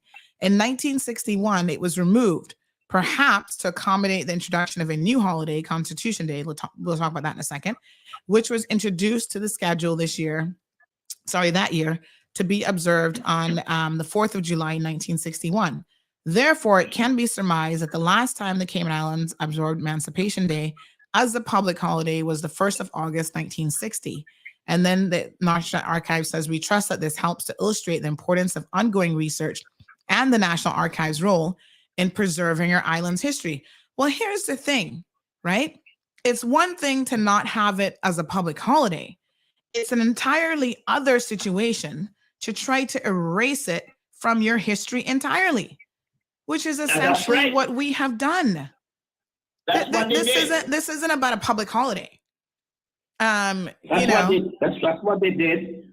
That's what they did so that Black people would not be gathering around, having this holiday, celebrating this holiday, gathering around, and that would seem to be a threat to the white people who came here, set up their businesses. That's one of the reasons why they did it, and to tell the world that Cayman had no slavery, so you don't have to be worried about Black people rising up and getting angry and stuff against you and things like that. And that's the reason why they did it. And you know what is so interesting, Mr. McField, is when I think about that, when you say that to me, it also makes me understand to this day why Caymanians are so docile, why we have been trained that the only way that we can make it in our own country is to be somebody else's stepping stool. Instead of us having a voice being able to show that we are intelligent people, we are articulate people, we're knowledgeable people, we can have a voice in the running of our governments, in our community, and all this sort of stuff. We've taken this other approach, which is like meek and humble, and we've repackaged it as Cayman kind. And then when we see that it really doesn't work well for us in the long term or even the short term, we argue, we bicker, we fight about why we can't even get any opportunities in our own country. But often it's because as a people, we're not willing to stand up for ourselves. And here's a perfect example of where some of it all started. We're not even able to acknowledge our heritage. That's right, because remember now, Emancipation Day was celebrating the 1st of August for the Emancipation Act, when slavery was supposed to be abolished. But then there was an apprenticeship period. Remember, you have to serve an apprenticeship period. After emancipation, they came on the 1st of August, 1834.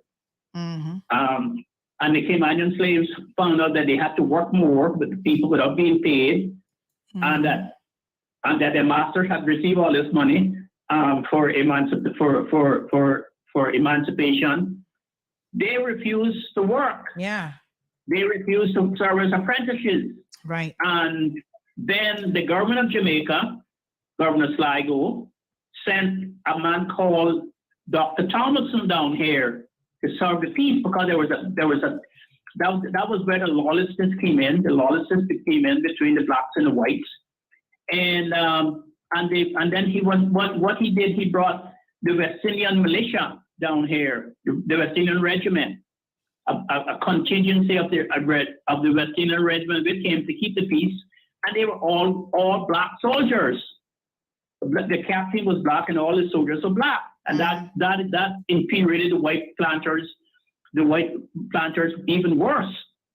And then from the 1st of August 1834 until 9 months later, they could not get the white black people to work for them. And the white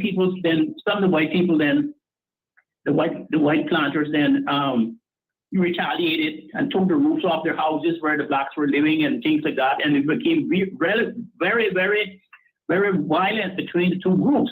And like I say, they sent the West Indian militia in to keep the peace, and it was on the 3rd of May 1835 that Governor Sligo came down himself with Captain Pack, and they then freed the slaves forever in Cayman. They abolished the apprenticeship system. They abolished the apprenticeship system. And so the plantation masters then wanted two-type compensation. They got compensation in 1831 for the loss of their slaves. And then when they wanted a second compensation for the loss of their apprenticeship too. And I have all of the paperwork where the missive, the letters to England, the petitions to the Queen about not getting paid, and so forth and so forth. Right. And it was a touch and go time here. Yes. And with the touch and go time, so it was actually in May 1835 that the slaves were finally free. Meanwhile, in Jamaica and all of those other places, the slaves didn't get free until 3 years later in 1838. Wow. So look at this document for those of you who are listening online, folks. This is the Slavery Abolition Act of 1833. And this is the actual, obviously a copy of the document here. And it says, after the 1st of August, 1834, all slaves in the British colonies shall be emancipated, and slavery shall be abolished throughout the British possessions abroad. But of course, as we learned yesterday, thanks to Mr. Thomas Famous for his editorial on the CMR website, that wasn't really quite the full story, because what they did was they were permitted to, transpose this concept of slavery, and they just basically called it something else. It was called an apprenticeship program. And in the apprenticeship program, essentially, you just continued to work for nothing for your slave master. And, it was business as usual for the next 4 years. So I don't even know why we're celebrating this as the real abolition day if that's not even when it occurred. But nonetheless, this 4 years of apprenticeship continued. And then you know, we continue to see, according to Mr. Famous, he says the British government took out a loan in order to give financial compensation to the former slave owners. In today's terms, the figure would exceed $20 billion. Wow. Now, Mr. Steve, this really got me to thinking last night, right? And I thought about the upper hand that some families who might now be, you know, obviously they're Caymanian families, who would have had an upper hand in life essentially from day one when you think about it. So their forefathers might have been part of, you know, the problem then, they were slave owners. And, you know, they were able to acquire property. They were able to acquire acquisition. We're going to talk about education because I think the one thing that we cannot miss when we talk about poor people, which primarily all of the world are minorities, Black people, people of Spanish, Hispanic origin, and, you know, in Asian countries, it's, you know, certain caste of individuals, right? We have to look at the history of poverty. And the history of poverty a lot of times is connected to your race. And we cannot separate the two. And that's why knowing your history is super important. And I know that Mr. Charles Whitaker is going to be joining the program here about some of the stories that he knows about his grandfather who came to the Cayman Islands in order to, you know, try to educate the people, being told that he could not educate Black people in this country, that he was here to educate the white people.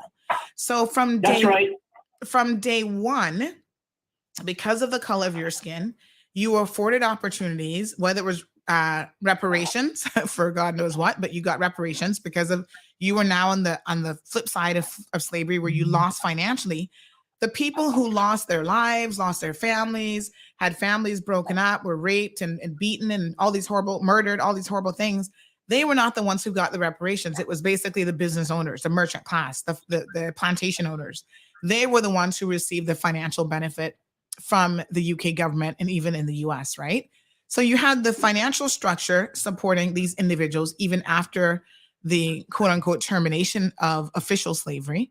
And then naturally, because of the color of your skin, whether you were educated, uneducated, ignorant, whatever, you automatically got a pass card that people of color would not have gotten in the context of Cayman. Let's bring it home now. In the context of Cayman, how would this have made a difference in your mind? Like when you reflect on our history, the educational opportunities, especially early on, that Caymanians were afforded or not afforded simply because they came from a lineage that was, you know, whether it's the McFields that were definitely, you know, slaves, and a McField can't hide. You know what I'm saying? You can't wake up tomorrow and pretend that you're white because you can pass for white. You understand what I'm saying? So let's talk a little bit about the realities of that for the Cayman life and Cayman culture.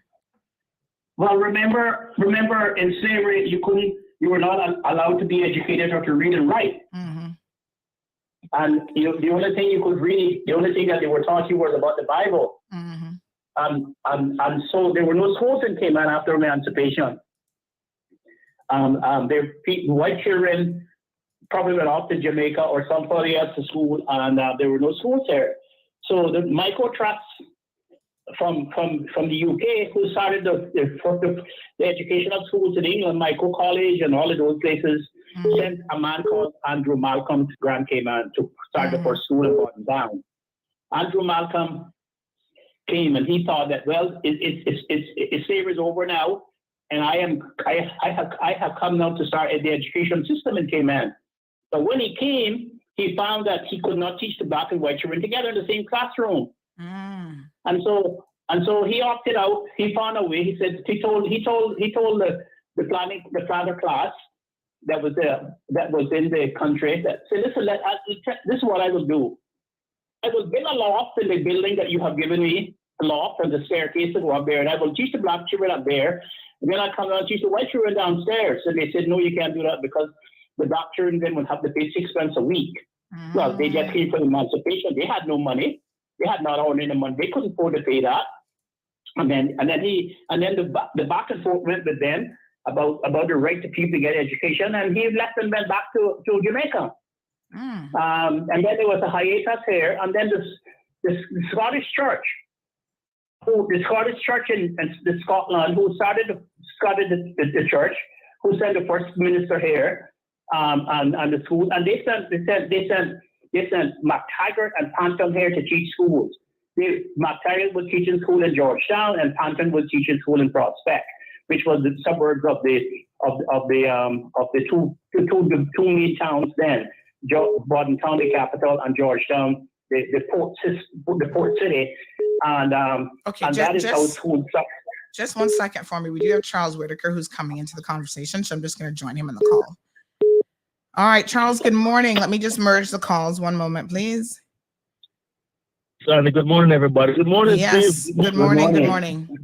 So after Malcolm left, my family, the McFields in Borden Town, by the way, they were owned by a man called Nathaniel Glover, who was the McFields didn't come. The McFields didn't come through Jamaica slavery. The McFields come through the U.S. slavery.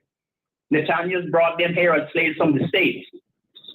They came here as slaves, and they worked for Nathaniel Glover. Nathaniel Glover was one of the richest merchants in Borden Town. And by the way, he was a member of the Legislative Assembly, the first 1831 legislature, until the British government discovered that he was not a British subject, and then he couldn't sit in the legislature. Wow. And then he had to give up his seat to one of the Edens. Just one moment for me. I'm just gonna join. I'm gonna join in one more caller. So just a moment. I'm just gonna caller. Just hold on 1 second. I'm just merging everyone, and we're gonna let Mr. McField finish, and then we'll take some more comments. All right. So he was sitting in the Legislative Assembly, and he wasn't even a British subject. Yeah, he was elected. Yeah, he was elected in the Legislative Assembly, but he was not a British subject. He was an American. Oh wow. From Boston. Yeah. And when the British found out, they said, no, he can't sit here. And so he had to give up his seat to one of the Edens. So he was one of the magistrates. He was one of the magistrates because remember there was the magistrates and the vestry, the vestrymen. So the McFields then McField brothers got together and they got a petition up and sent it to Michael and the Queen Victoria. Saying, listen, this man was a good man. He meant well. He was not a racist. He wanted to do well for the Cayman people and especially for the Negroes, so they call them those days. And they ought to send him back. But that never happened. That never happened. What they did, they sent white people from they sent the Pantons from Jamaica and the McTaggart from who was Scotch people to teach. And that's how the school started. And by the way, people do not understand. Caymanian planters also had their own militia. They had their own army. They had their own militia. I have before me a copy of the officers in the militia. This was published by the Jamaica Almanac in 1839 by Captain Samuel Parsons, 1837, and Major James Hunter, who was the head of 1838, and Georgetown was Captain James Borden, Lieutenant Rich Phelan, Ensign Parsons, and Southwest Sound, which was South Sound, was Captain W.M. Hurston, Lieutenant Eden, and John Goodhue. And in Borden Town was Captain Cole Jr., Captain J.S. Wood, and West Bay was Captain L. Thompson, Captain Borden, and in Prospect was Captain T.S. Watler, Captain John Jackson, Captain S. Jackson, and acting adjutant lieutenant was W.M. Eden. Captain Judge Advocate Nathaniel Glover. Okay, so we do have a couple callers. So they protected themselves by forming this militia, where they impose taxes on houses, and mules and donkeys and boats, cat boats and horses and everything to raise money to pay for the militia for muskets and guns and powder, and they were stationed in every district.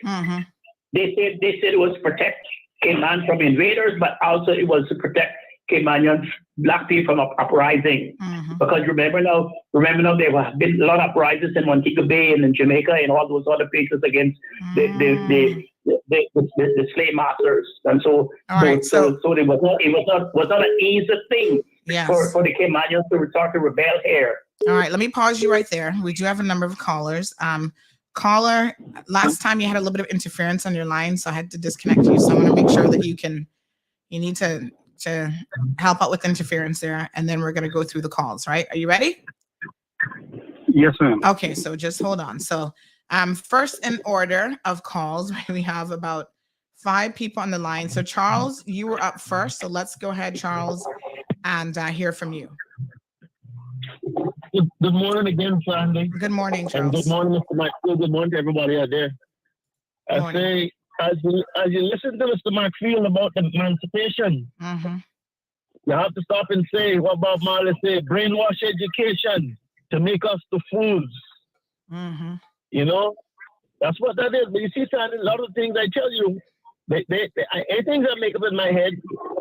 You know, Mr. Dalman, he might who knew my great-grandfather. He was born in the year that we got public education in this country, 1922. Mm-hmm. Mr. Dalman was born August 22nd, 1922.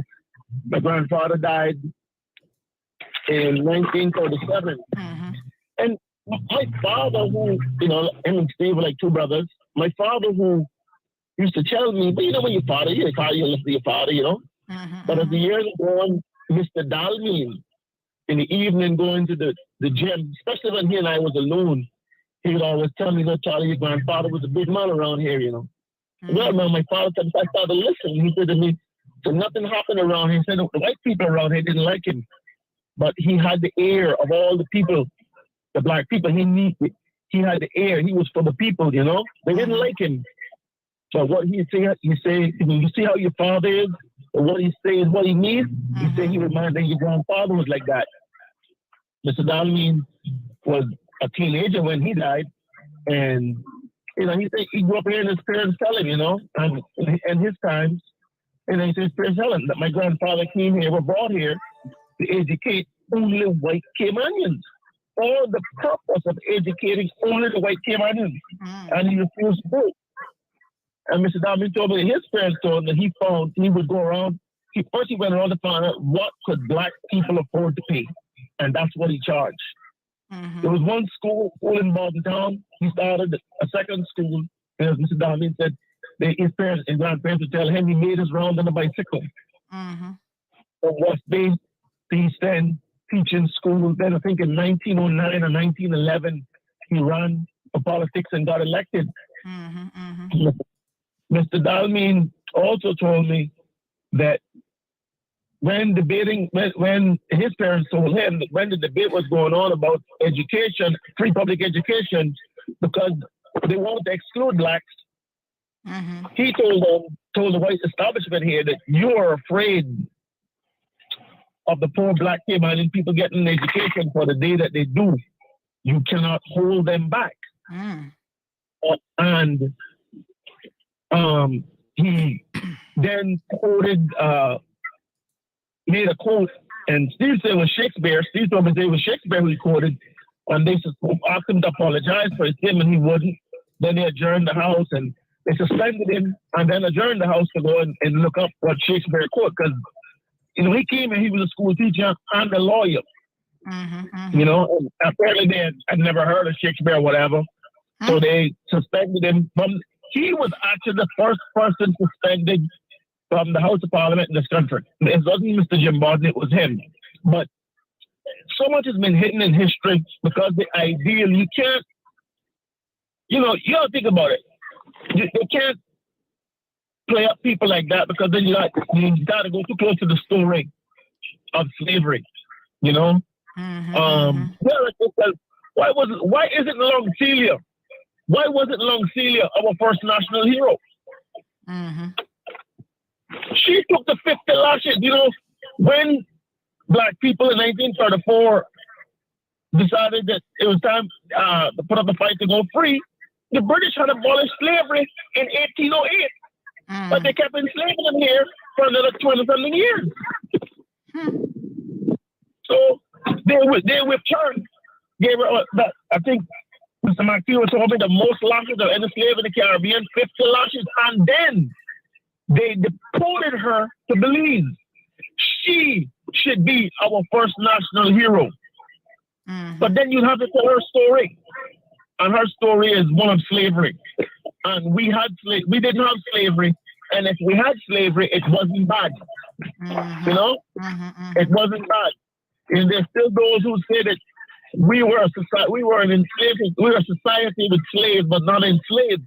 The fact that anyone thinks is still saying those things in this day and age is proof.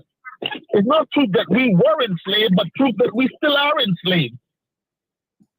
You know, but this is the part you don't hear me talk about these things. Cayman and Steve was reading something this morning, someone say, oh, we don't need to learn about slavery. We need to learn about slavery. Because the only how we're going to know where we're coming from and who we are and where we're going is to know where we're coming from. You know? I mean, Cayman is like the pretend that we don't have a race problem here. That's a lie. That's a lie. Well, what I said, I didn't say that they sent them to Belize. They of course, you had the slave courts at the time, and they sent them to British Honduras. No, I'm saying it's Longcelia and many others were deported to British Honduras. Honduras. I thought you said Belize. British. Belize. It was not known as Belize then. It was known as British Honduras. Oh, and they also sent them to Halifax too.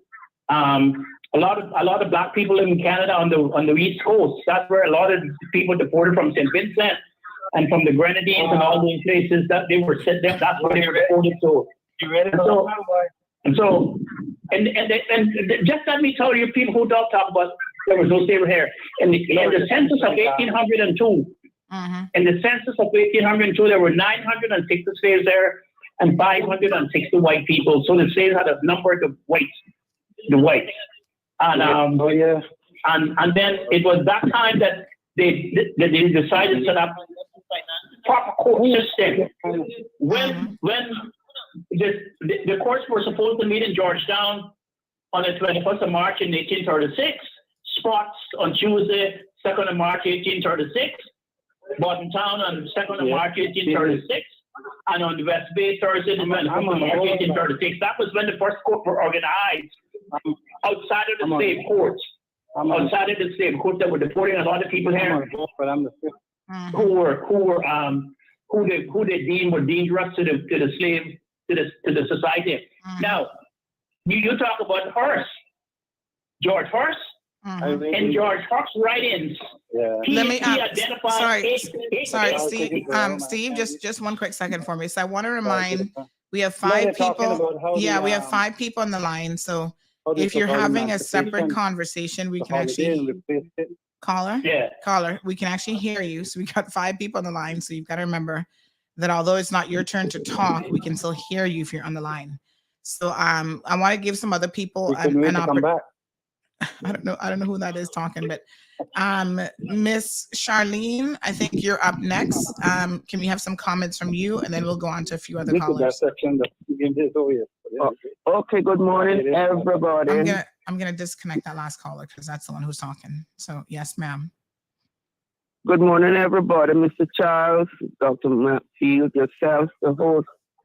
Thank you very much for this topic this morning.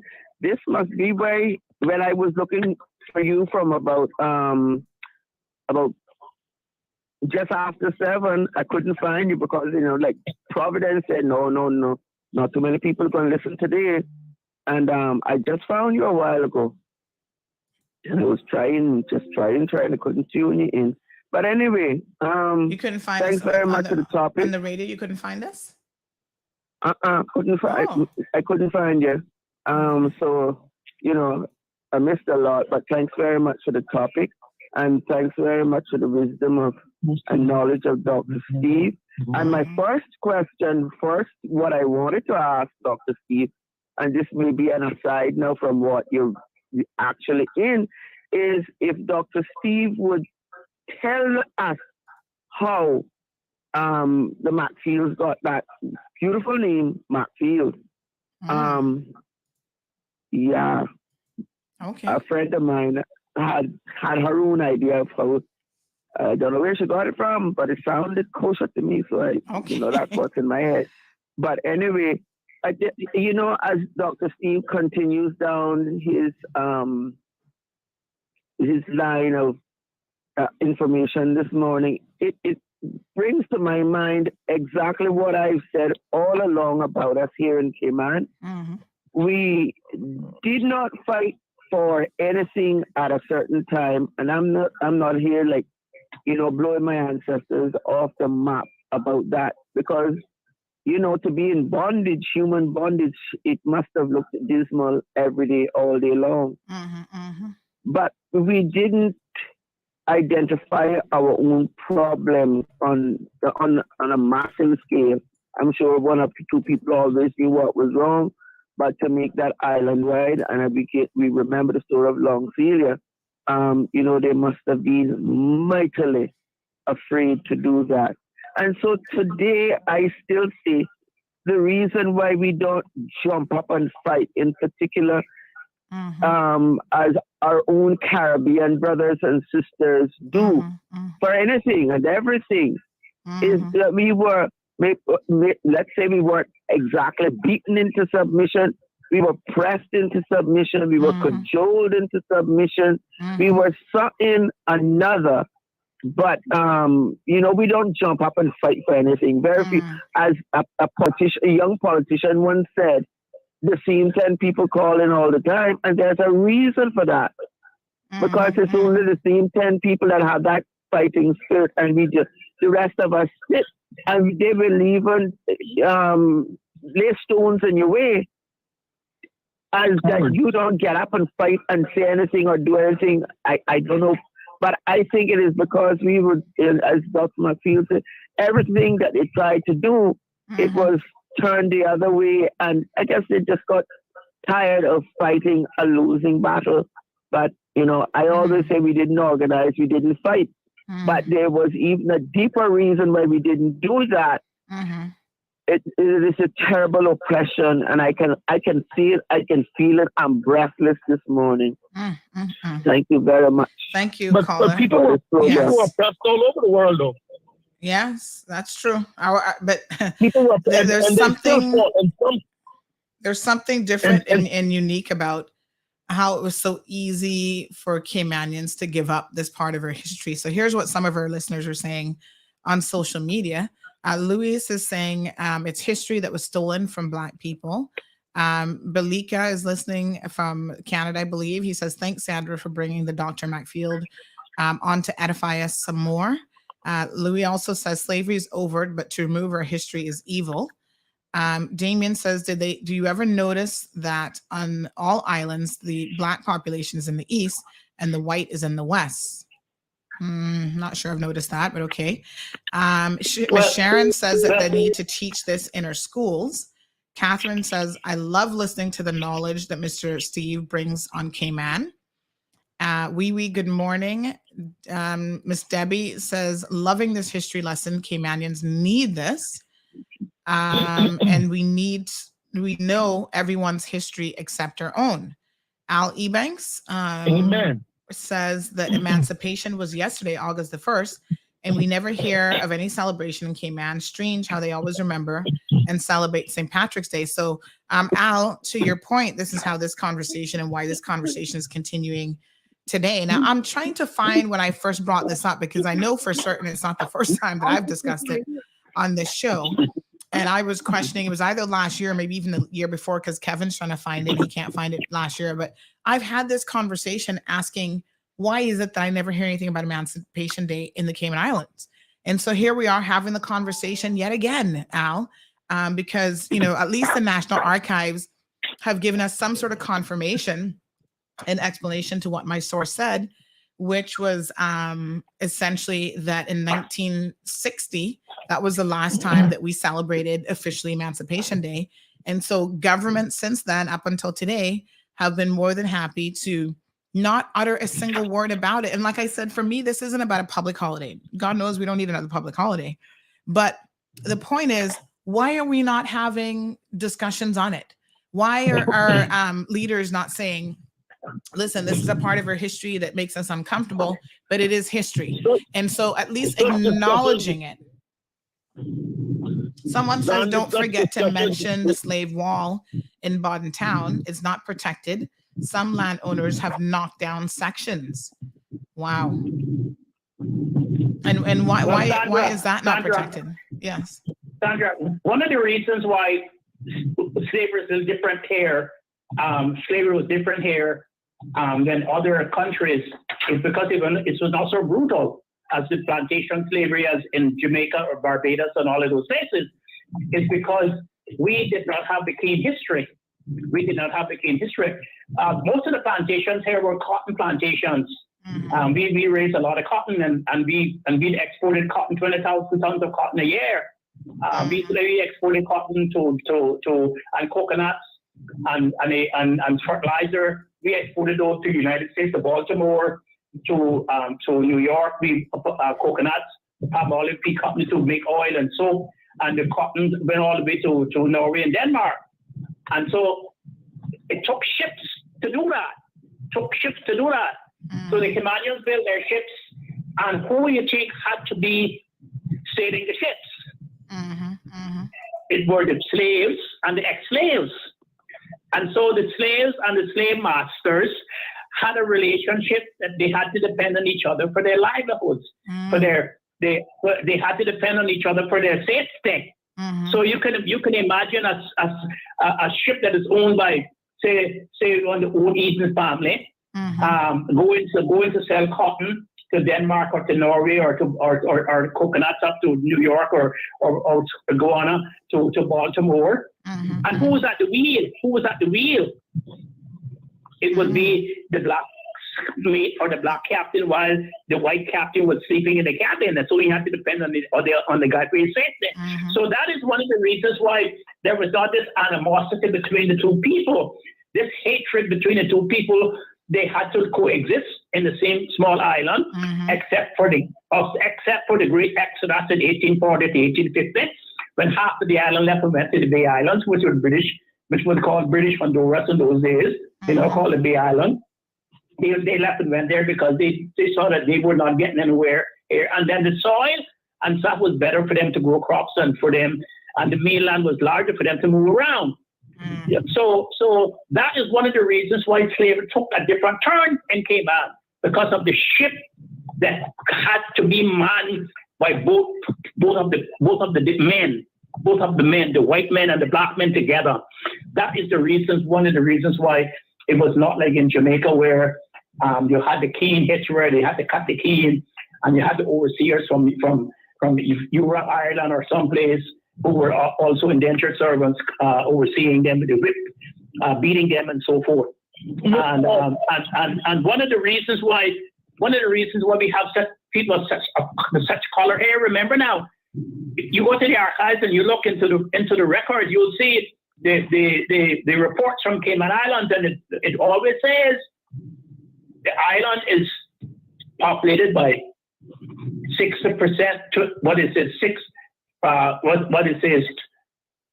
60% white, 60% white and colored, and 20% black.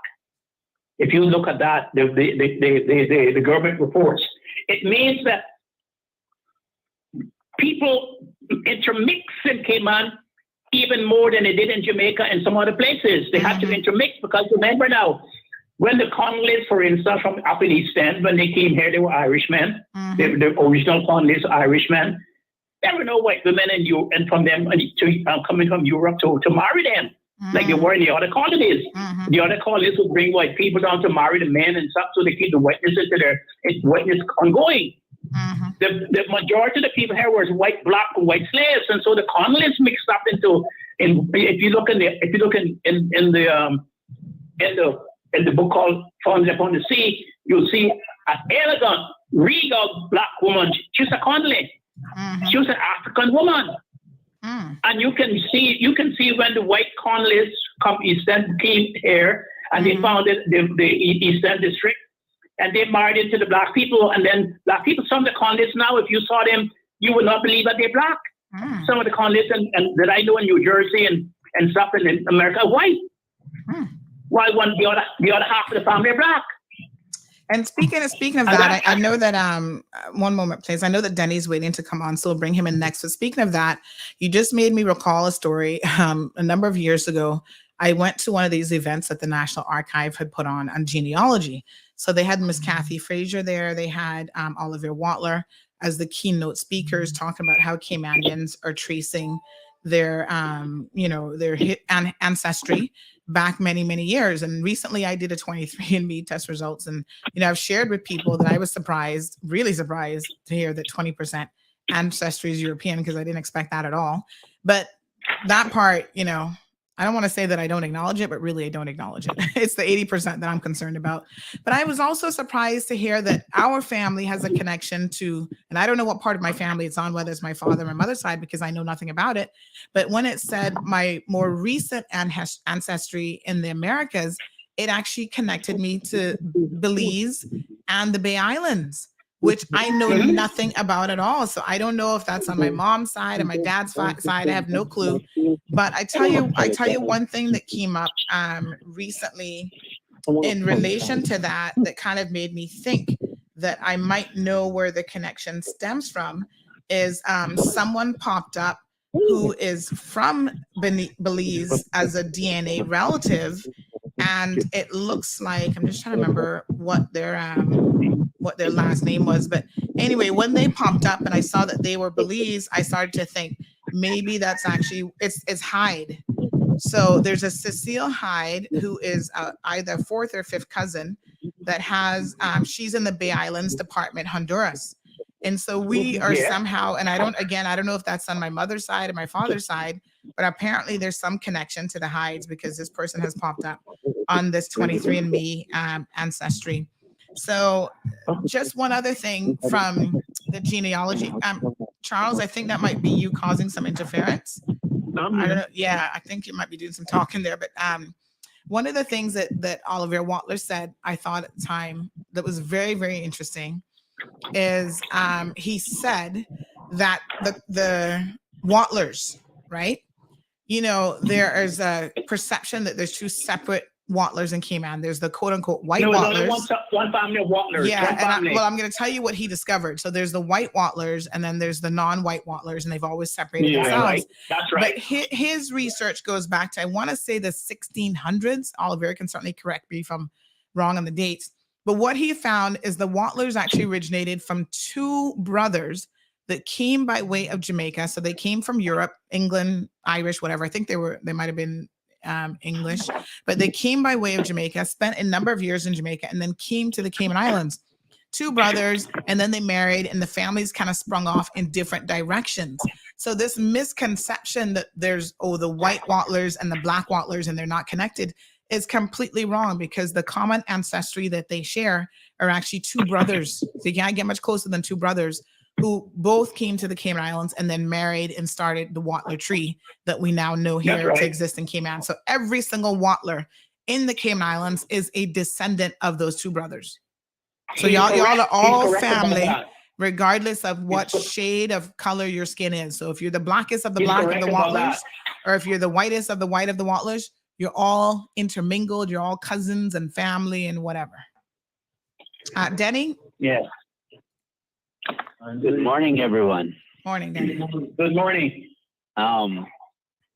It's absolutely wonderful to hear you, Dr. McField, talk about this subject and share your knowledge and experience with the Cayman Islands.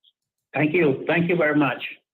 The fact that they changed it to Constitution Day, I find interesting for two reasons. One is that they would be so deceptive, and that secondly, we don't even have a constitution. Mm-hmm. I know that might come off as strange to some people, but if they want to be factual, what they should say is we have a Constitution Order Day, or if they want to be a little more explanatory, they could say Colonial Constitution Day. And we had this conversation a number of times about how labels are changed to disguise the truth. And I went into, talking about calling it parliament when it's still subordinate, and on and on and on. But we can see that this is not a new phenomenon, right? Of course not. Of course not. It's been going on for a long time. The British has over 1,000 years experience of ruling. And the other thing I'd like to say is on the comment about how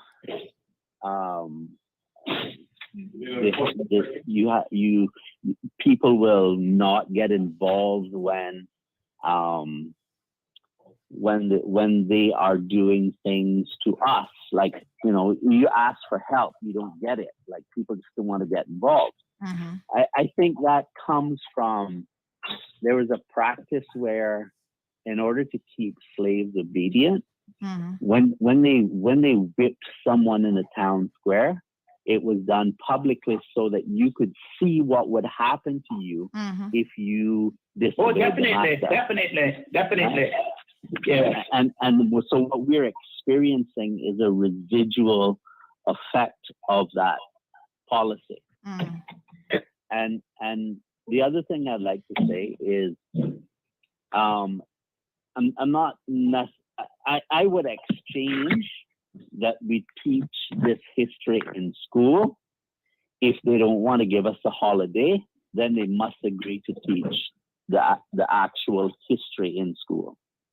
They're not going to teach the history in school, Daddy. No, I understand, but in the same way that the system is rigged against us in many ways. Amen. For example, like how I've taken on the commissioner of police in the past, I still believe, I can get into explicit details of why I think the court was wrong.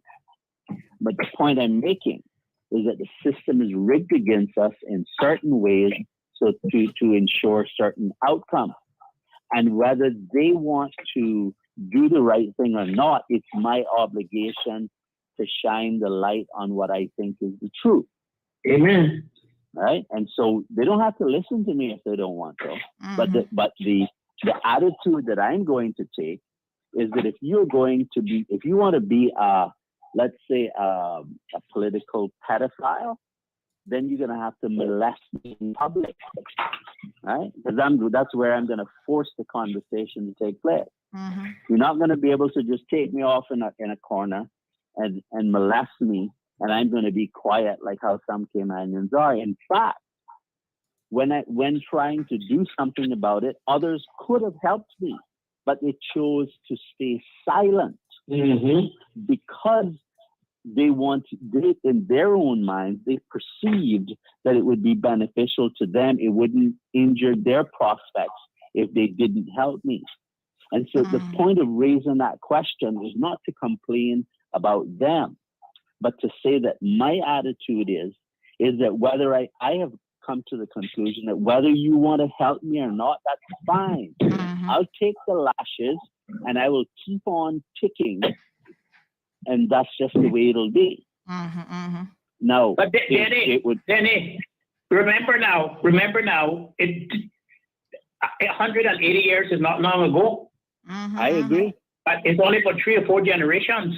I agree. And remember now, Hurst in his book in 1909 said that when he came here, there were still 8 people living who had been born in slavery.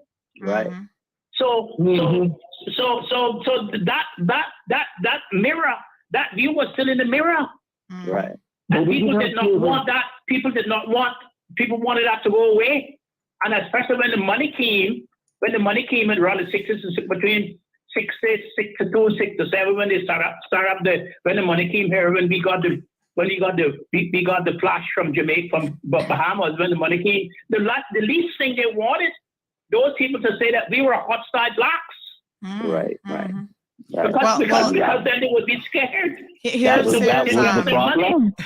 Someone has just suggested that this is a family member of mine saying that they may know where the Belize connection comes from. They said grandfather Charles Barnes used to live and work in Belize, so perhaps an illegitimate child.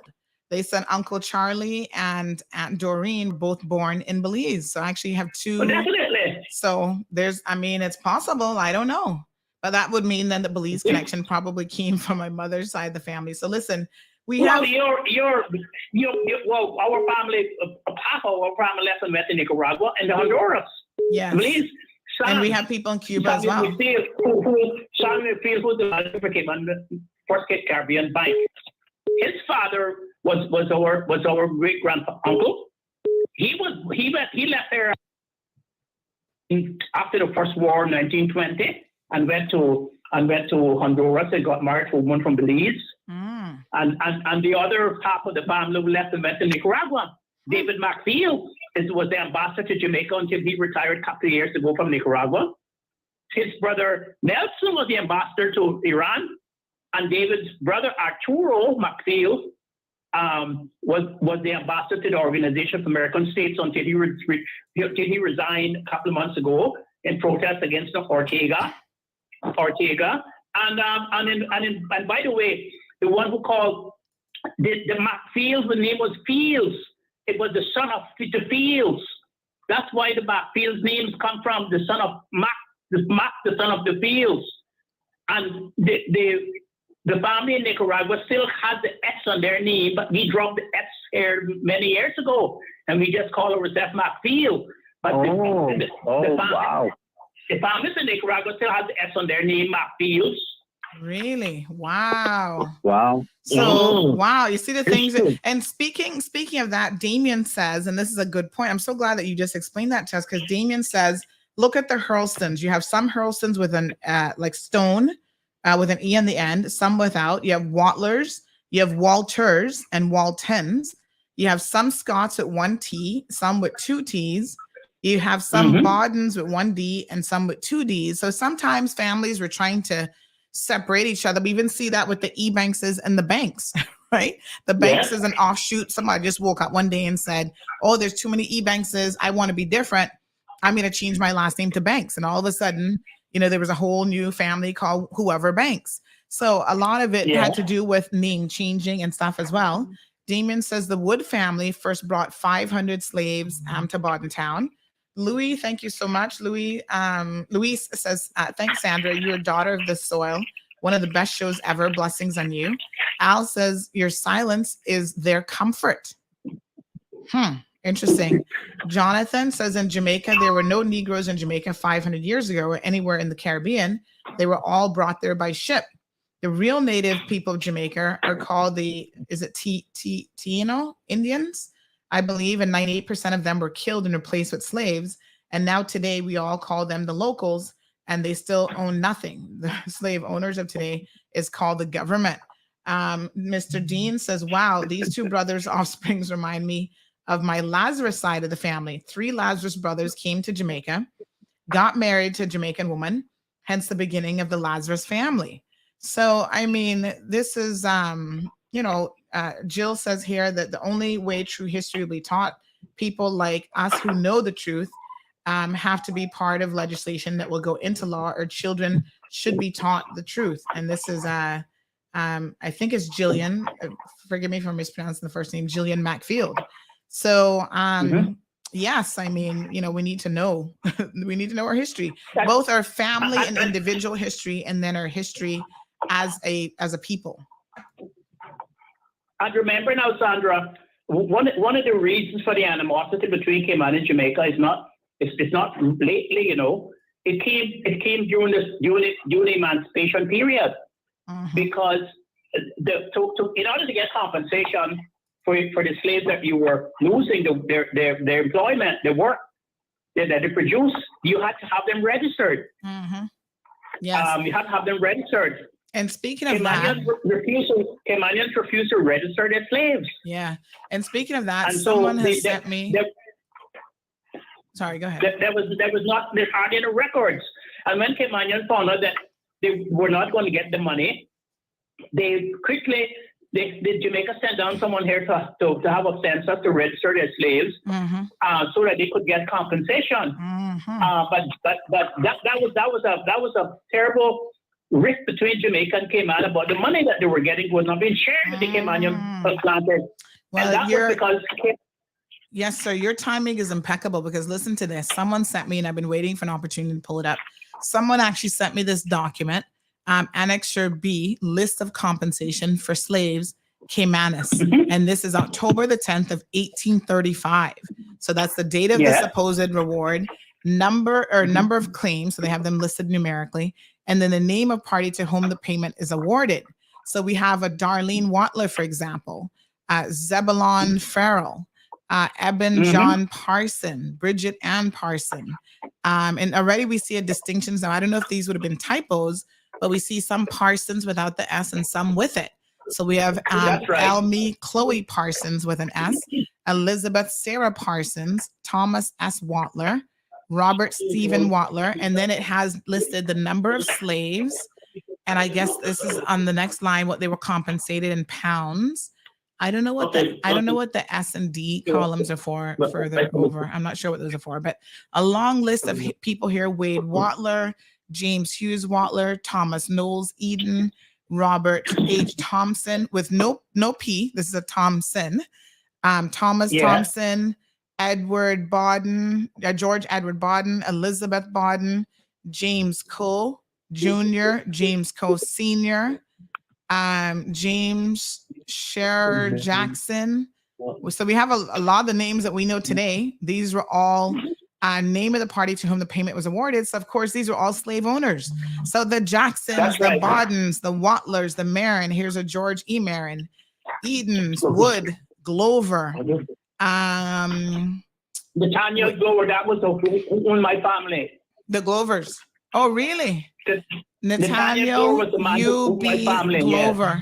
Well, he had 34 slaves, and he was paid 600 and Glover was paid 624 pounds.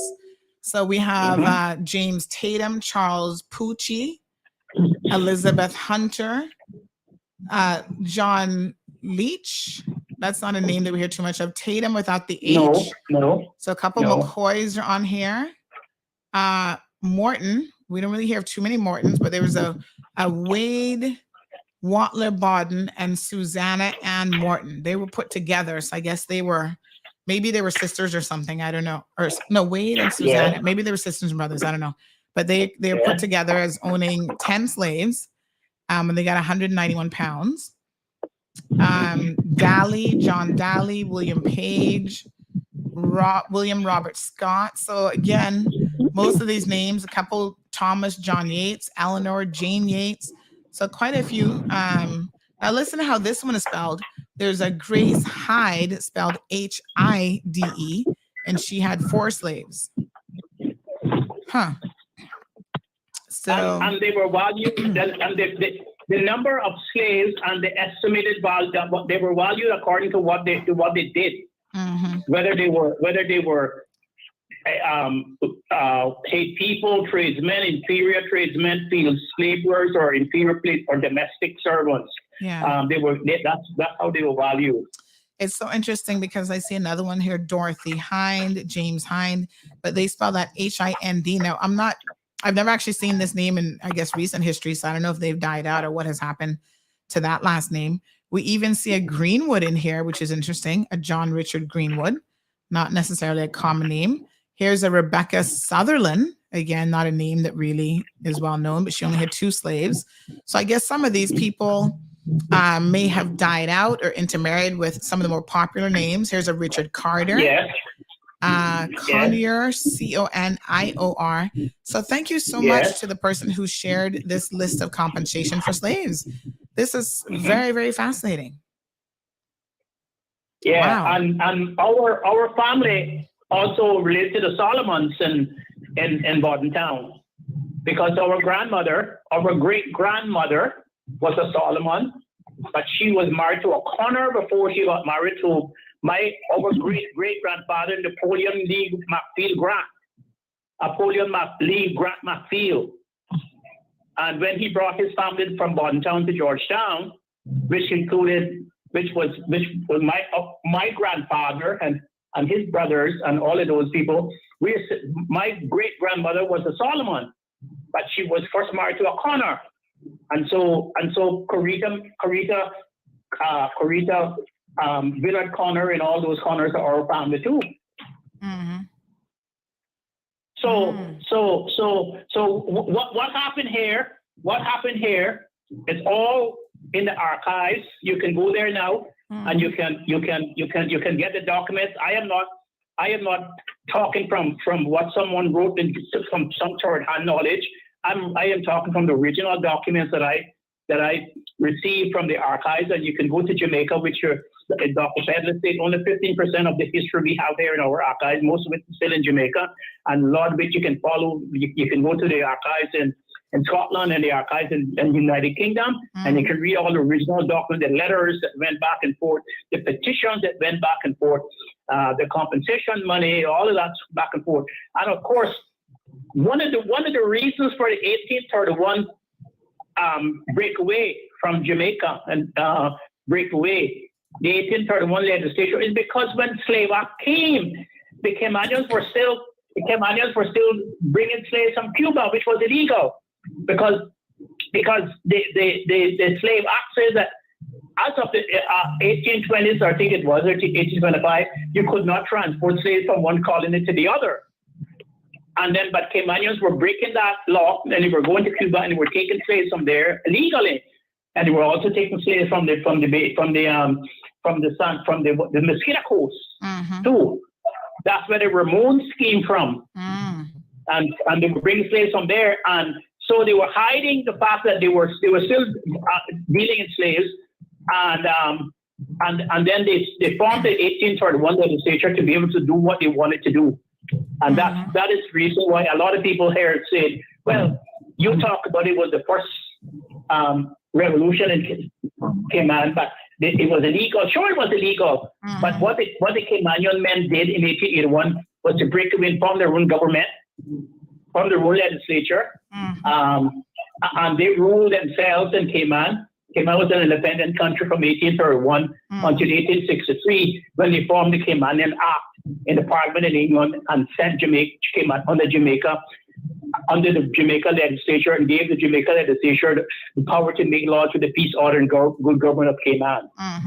Well, Lavana says, here, just reading a comment from one of our listeners, Lavana says, I would like to know our background of the Thompsons, my grandma's side of the family, Doreen Thompson. So folks, listen, we have the benefit of people like Mr. Steve McField, a dying generation, in the sense that, Mr. Steve, I know you're in your 80s by now. You're not going to live forever, although you look like you're a man in your 50s still, and we love the fact that you were able to come on the program today and impart some of this knowledge to us. But I want to encourage us to also do our part to go out there and independently learn about our history.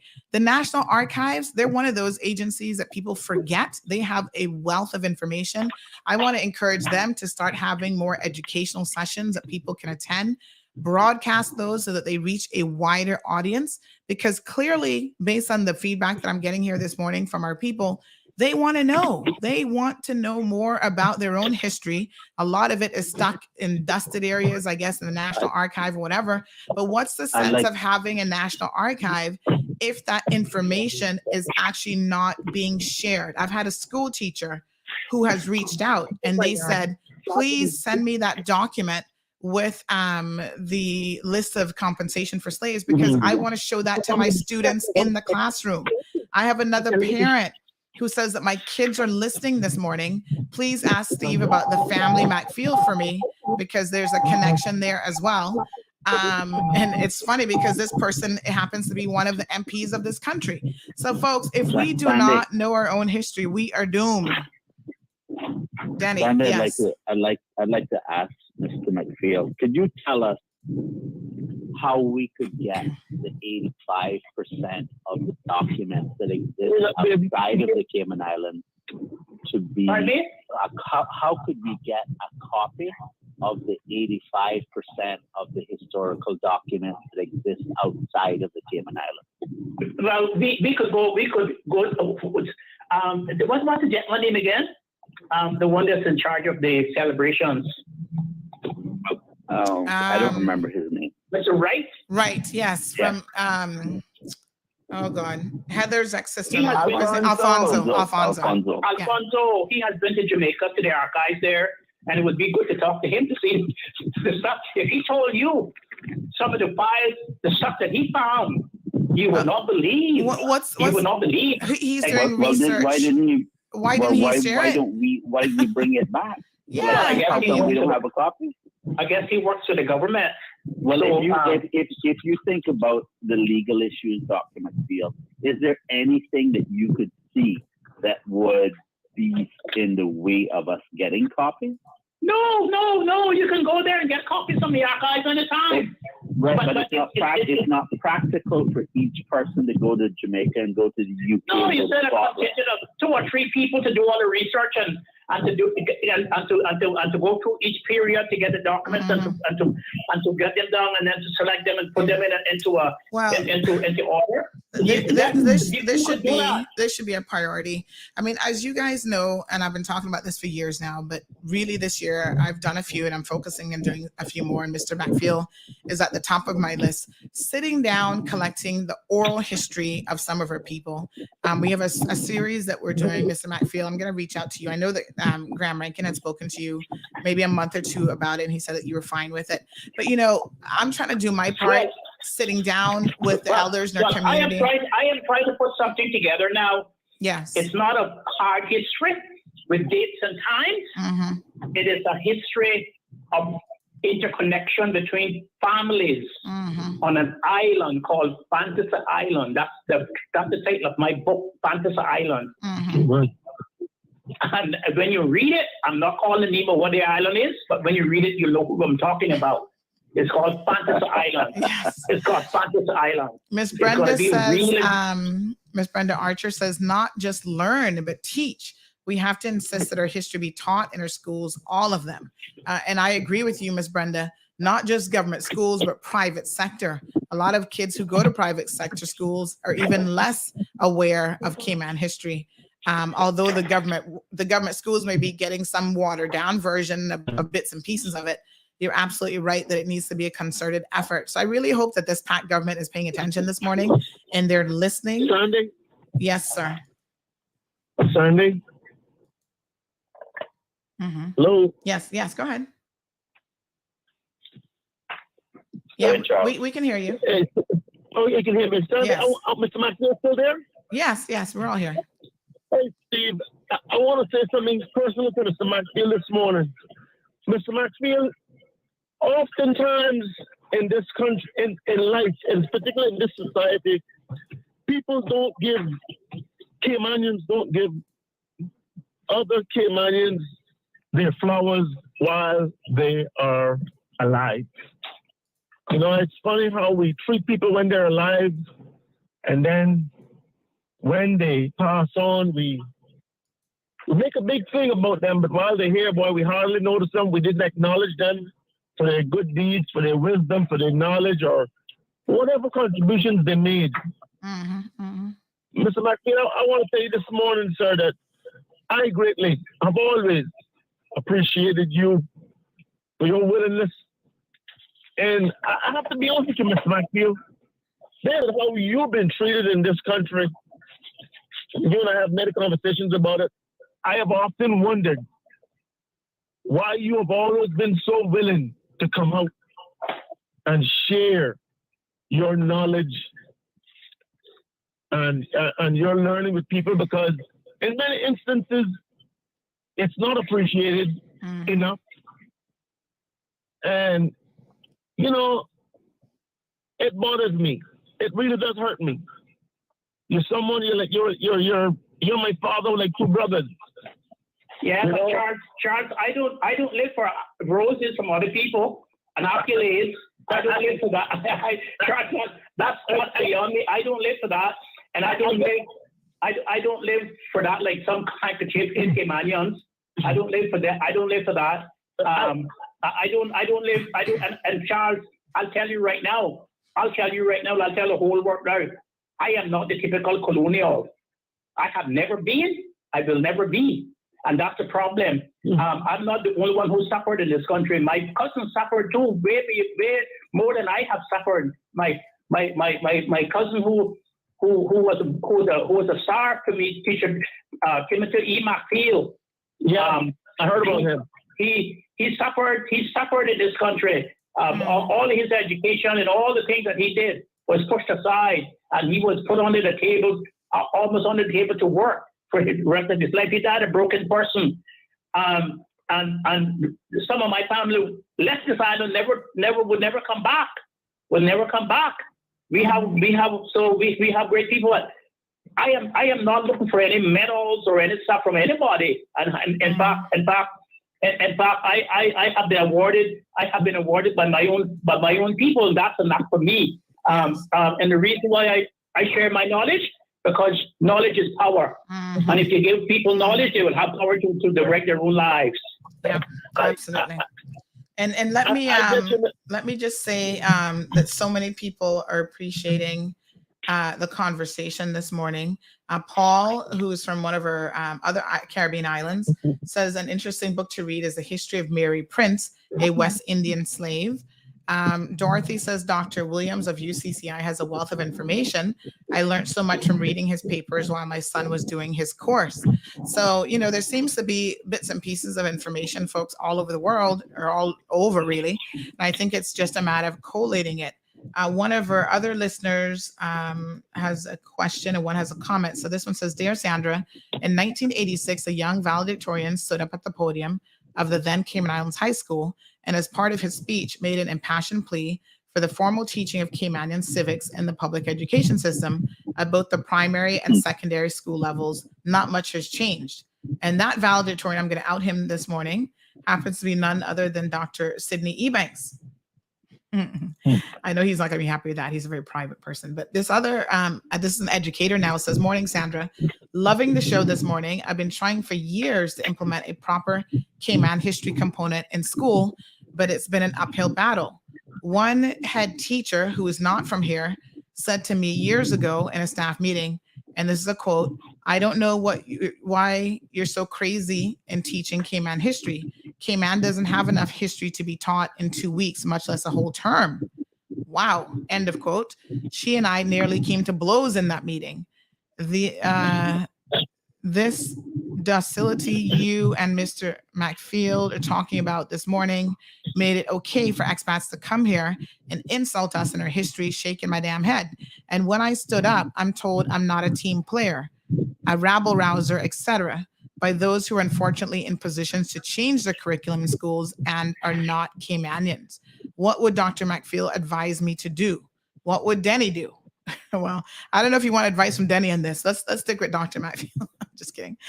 Dr. McField and Denny, the question is posed to you. If you're an educator and you have a vision, but yet the system doesn't share the vision with you, your bosses are saying, nope, they're not going to assist with the teaching of these things in schools. I mean, what's going on here?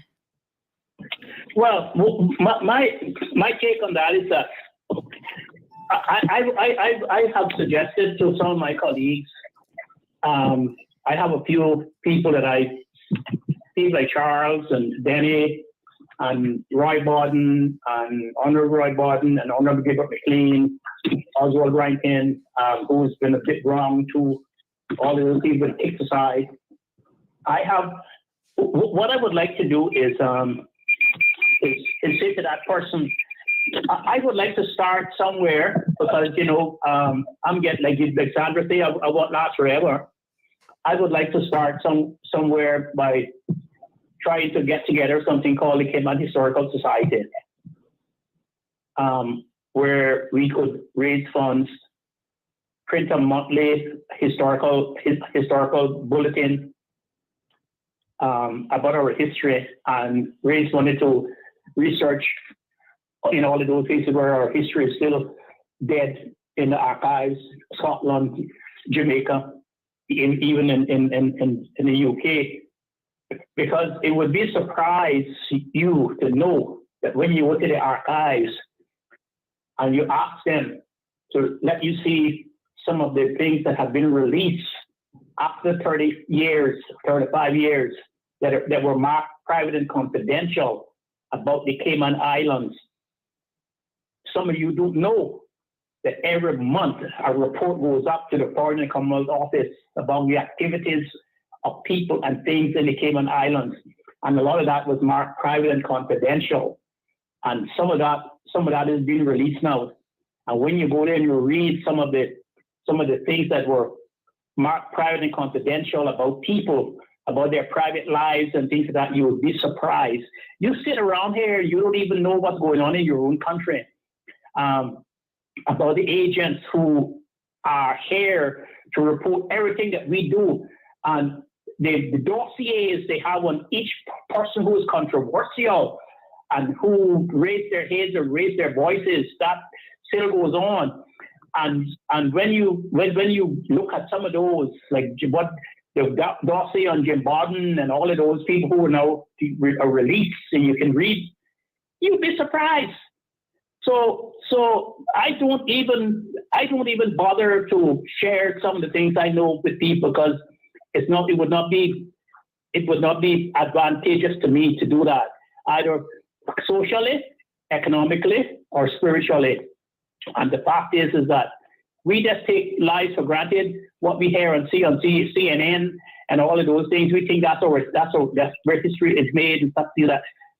But what we need to do is to know who we are and to be proud for where we come from, because we have a great history.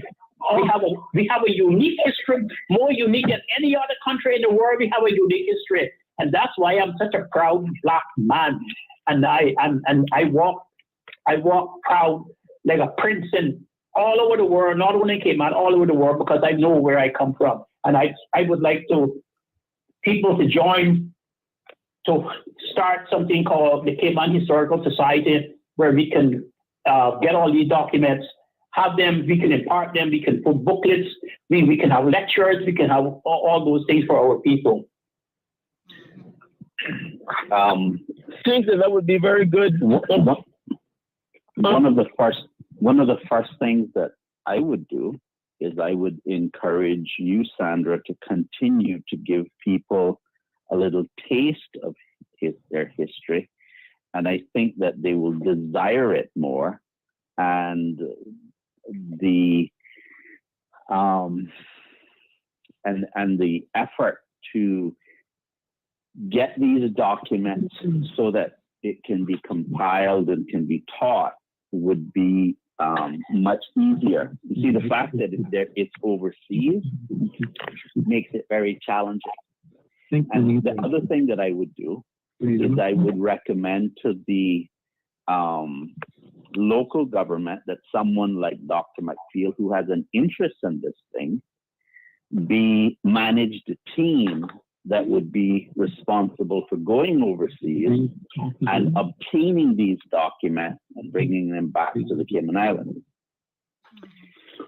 If the government doesn't do that, then hopefully the effort of Sandra to continue to share history with our people will allow the people to gain, to understand that documents do exist, and hopefully continue to ask the government until we can actually get it. Because I think that, I'm not disagreeing with what Dr. McField just said about it, an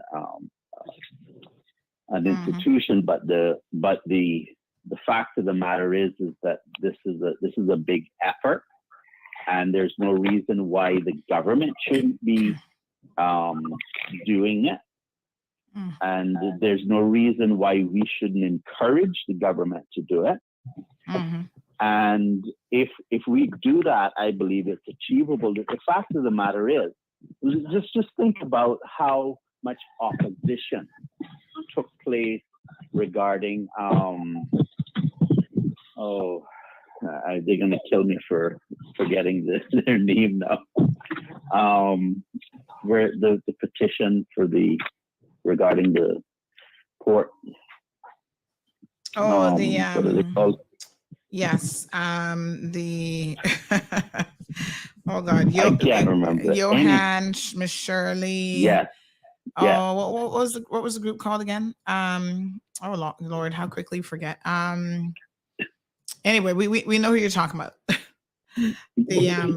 Look at how much opposition they received. Okay, look at how many times they were told they wouldn't succeed. Yeah. It was an outright blatant attempt to brainwash people into believing that it couldn't be done, and yet people did it. Okay, and so what I'm saying is that this isn't something that is unachievable, and if we want it as a people, we can achieve it, but we can only do so. Yes, yeah, CPR. We can only do it with as a group. Yeah. All right, folks, we have about 7 minutes left in the program. I think Ms. Charlene, you were still there. My apologies. Did you have some additional comments that you wanted to add to the conversation? Questions as much as comments. Speaking about family names and the Mac, some things always fascinate me. The McBrides were out of Bordentown area because Bordentown is not Bordentown. You got Newland, Savannah, Big People, Little People's Underground, and then Bordentown. But anyway, the McBrides, and I met a woman from Honduras. I used to work with her actually. She says she's a McBride family member, but we don't hear about McBrides in Cayman anymore. She's a McBride family member, and you went down to Honduras. And to you specifically, Sandra, I know about lots of Bordentowners going down that way, whether it was Bay Islands or wherever. I don't understand the geography, of course, but they went in that direction. And Dr. McField, so many times I've asked you to put your own life story to paper. Oh, no, I'm not doing that. I'm not doing that at all. That is for my family, and for me, I'm not doing. I am a public. I may be a public figure, but I'm a very private person. I am not doing that. I am not doing that. I've been hurt too much. I am not telling people anything intimate about my life story. I am doing that to my family because this is a vicious place, and it could hurt me. It could hurt my children. It could hurt my grandchildren. Because there are people here who don't wish us well, and there are people here who come to conquer, and they and that's their only aim. Their only aim is to obliterate this country, to take us over, and to put us in historical exile. I am not doing that. I am not writing anything privately about myself. My private exploits. My private deeds will be shared between my children and my grandchildren, not to the public. I'm sorry, I'm not doing that. Well, for that, no, but for that conversation, for that big piece of conversation there, That's it. And in fact, I would be too emotional to do that, and I would not give that to somebody else to do because it could not capture the feelings of what happened to me during my lifetime. Trying to be able to talk to you today on a subject about history.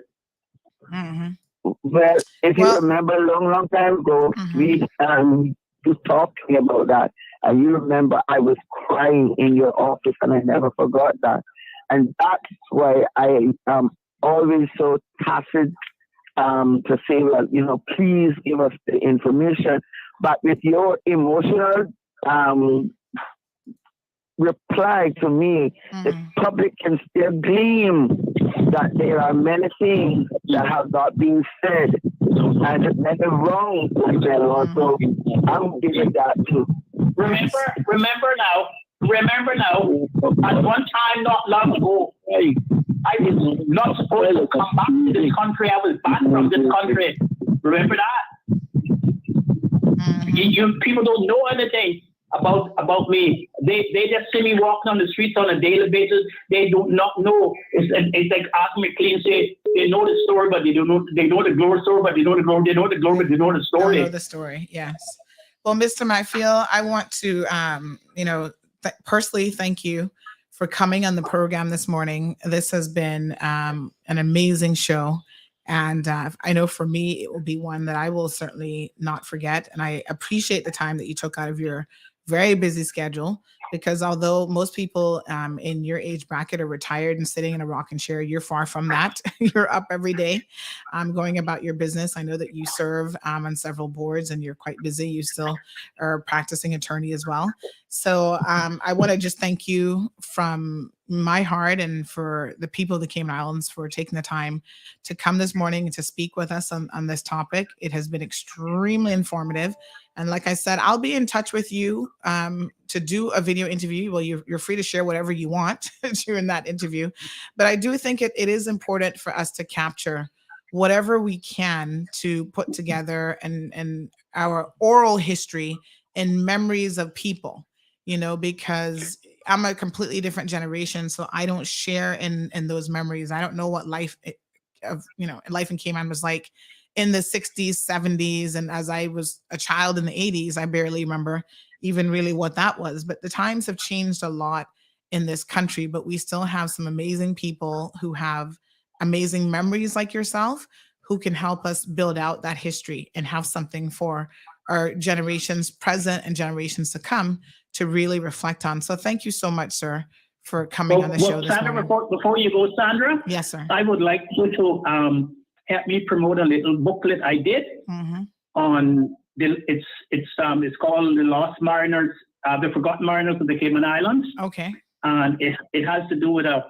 voyage from Jamaica in 1938 with the famous Captain Tom Diaz from Diaz Avenue and his crew, who sailed the yacht, the Lost Horizon, up from Kingston to England. That was belonged to lieutenant captain in the British Army and the Earl of Mountbatten, which is the Queen's and then grand uncle. And how can people get a copy of the booklet?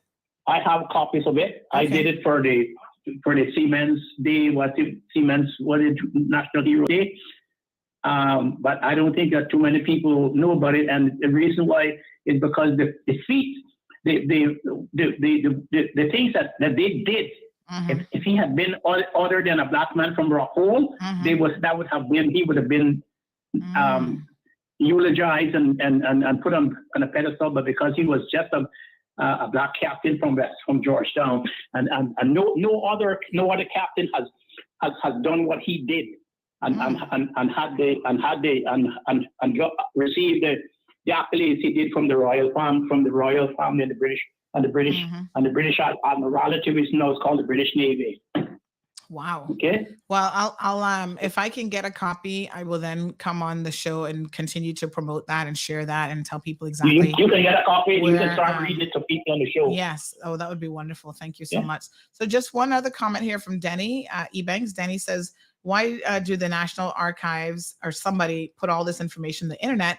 Make it easy. For example, if you go online, you can find that the USA had 13 presidents before George Washington. We have the tools. So he's saying, why can't we use modern technology to help in the sharing of this information? So I think that that's incredibly useful. Larice Fraser says, amazing wealth of knowledge, Dr. Steve McField, sorry. Thank you. Great show, Sandra. Blessings to all. So Miss Larice Fraser listening this morning as well. Dean enjoyed it, said, appreciate your program, Sandy. Very informative, amazing. So again, thank you so much. I will reach out. Maybe I don't know if you're going to walk with a copy today, but let's continue to promote Cayman history, folks. We are doomed as a people if we do not know where we've come from. And I think the perfect example of this is the fact that even me, myself, had no idea that Emancipation Day had been essentially abolished. Miss Karen says that she wants a copy. So lots of other people mentioning that they want a copy as well. So yes, let's get these copies out there. We will definitely promote it. This is a platform that, we have almost 70,000 followers on Facebook alone. We've got the reach. The show gets 5,000-6,000 views each show. plus on the radio listeners. I know that we reach a lot of people. And so this is a great avenue to teach Cayman history. And I certainly do not mind, Mr. Steve, if you want to come on once a month and join us and talk about something of interest in Cayman history and share information. The window is always open. The door is always open for you to come on the program. Just let me know. We would love to have you on. Mr. Steve? Thank you. Oh, Hello? Yes. I was just saying. Anytime. One thing I'm advocating, the building that they just deserted on Elgin Avenue, the old glass house building. Yes. I have been asking some people in government to remodel that building, got that building and remodel it, instead of knocking it down and putting a park, which Caymanians are not used to in a park. They don't go to the park. And put the archives, things like the archives there and so forth, because that would be a good place where people can just walk in, and they could be open on Saturdays for people and so forth, and even on the weekends people could go there as a research center. They just walk away from that building after they got a new building, and they left that building. That building is not old. Yes. That's not an old building. As far as the age of buildings, that's not an old building. Yeah. If the building had been 500, 600 years old, I would say it was an old building. That's not an old building. That is some place they could put for education, to enlighten our people. That should be the center of the enlightenment of the Caymanian people. But of course, we don't think that we act emotionally all the time, mostly, and we don't think we think of our emotions, and we don't think reasonably, and most times we just walk away and abandon it and say, oh well, we just knock it down. That's what we do. Yes. And so and then we get some consultant to tell us, yeah, that's the best thing to do, and we don't know that every time we do, we're killing ourselves. Our spiritual selves every day. Yes. And I have a number of people who are saying that that's a wonderful idea. So let's advocate for that. I sort of withdraw myself from a lot of people, a lot of things, because I understand this country more than some people do. This is a vicious place. And sometimes the people you go to complain to is the people complaining about. Right. And so it's I don't know if you know much about the Cold Hard Truth, which is our show, and this overall platform Cayman Mall Road, but we're here for the people. So you can come on here anytime you want. And guess what? I've got a handful of people who already want a copy of that booklet that you were talking about. Miss Darlene Manzanares, who lives in the UK now, says an amazing show today. Yes, please have him on. Damien is saying, can we do an evening show with him? Well, Damien, what we can do, like I said, Mr. McField is in his 80s now, he's not no spring chicken, so he needs his rest in the evenings. But one of the things that we can certainly do is we can record interviews with him, which we can then play at any time. So how about that for you? Dean says, Sandy, you capture my listenership. Well, I still got a lot of energy. Don't worry about that. I know you be on that treadmill every day. You keep up very well with your health. Absolutely. I just finished a 7-week case in court, one of the longest criminal cases in Cayman history. Wow. And I bet you don't hear anything about that. I bet you that's not reported. Yes, I didn't even know about reported. Oh, wow. Well, I need to speak to you on a number of different fronts. But Dean says, Sandy, you capture my listenership from all morning programs in my country. He's joining us from overseas in Bermuda. We have Jess says, Sandra, that would be wonderful to have Dr. McField on once a month. So let's have Dr. McField think about that. Wonderful show today, says Sandra Coe. Thank you all. Miss Moya says, yes, the glass house is a fixture in our history.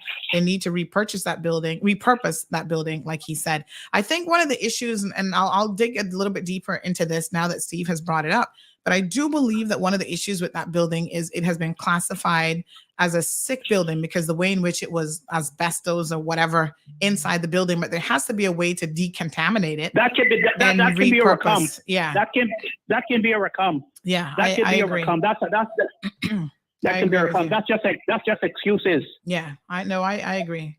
But thank you so much, sir. We appreciate it. It's been a wonderful show. And we'll definitely, I'll be in touch with you. Let's get copies of, because we got multiple people now who are definitely interested in the book. So let's liaise about that first. And then I want to organize a few other interviews with you. But let's see if you're willing to come on once a month, because I tell you what, the phone lines were lit up this morning. Our listeners are participating. People are engaged. People are interested.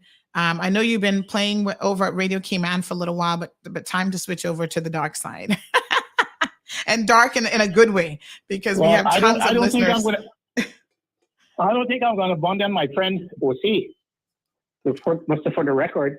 Yeah. Whenever he calls me, No, absolutely. No. We're just jabbing at them. But listen, there's enough of you to share and to go around with everyone, so that the entire community gets the benefit from your wisdom and your knowledge and wealth of information and history. And, I was so taken aback yesterday when you said that you actually wanted to be a historian. And when you said that, I'm like, well, that makes sense. That explains your passion and your love for this, because I don't know if you know, my first degree is history and political science. No, I didn't know that. I always just thought that law was, oh, wow. No. I have my first degree is history and political science majors. It's history and political science. It was after I got my degree in history, where I was going to be an assistant professor at the University of British Columbia to a historian called Al Smith, that I switched from history and went into law on the advice of a friend named Alan Soroka from New York, who was a professor in law at the university. And when he heard that I had gotten a graduate fellowship to go into history, he said that I would never get tenure. I would never get tenure out there, but I would always be assistant to this one guy or next guy. And he told me, says, go into law and hang up your own shingles, become your own man. So that's what I did. But I have I can tell you, if you saw my transcripts, I took nearly every history course that the university had. Wow. History of America, American intellectual history, a history of West Africa, history of First and Second World War, West Indian history, history of the Boer War, history of Africa, constitutional history, history of the United Nations, history of some history classes. I was the only one. History of the church and state, history of the kings of England. I took nearly everything that they had. Nearly every history course that they had, I took it. And when I went to law school, the board of admissions said, want to see me? And they said, why did you spend all your time taking all those history courses? Why did you do that? And I said, when I saw all those books, and I had been starved, and I had been starved all of my life and deprived of the opportunity to continue my studies when I was 16, 17 years old. When I saw all of those stuff, I just set up camp in the library. Wow. And I would be there till all 4 or 5 o'clock in the morning. Amazing. In my classes, when my professors wanted things, they would ask me. I did a lot of work for my professors. I did a lot of research for a book called The American Impact on Canada. I did a work for the Skagit Valley deal. All that sort of stuff I did. I also have a dissertation down in the library of the University of British West Indies in Barbados. It's called the history of private land in Cayman. That is the difference between land registration and farm the land in Cayman and farm the land in Cayman. I did that too. So. Wow. But thank you very much. I really appreciate it. So that's why I encourage my son, get the hell out of here quickly. Because if you want to be on the cutting edge of medicine, you're not going to do it in Cayman. And so my son is a very famous doctor now in America. I'm so proud of him. He's a famous bariatric surgeon now in America, all over America. His name has been called now. Yes. And all the things that Shadi has. Now he's been teaching. He teaches at the university. Well, thank you so much. I appreciate that. All right, my dear. Thank you. So thank you. I'll definitely be in touch.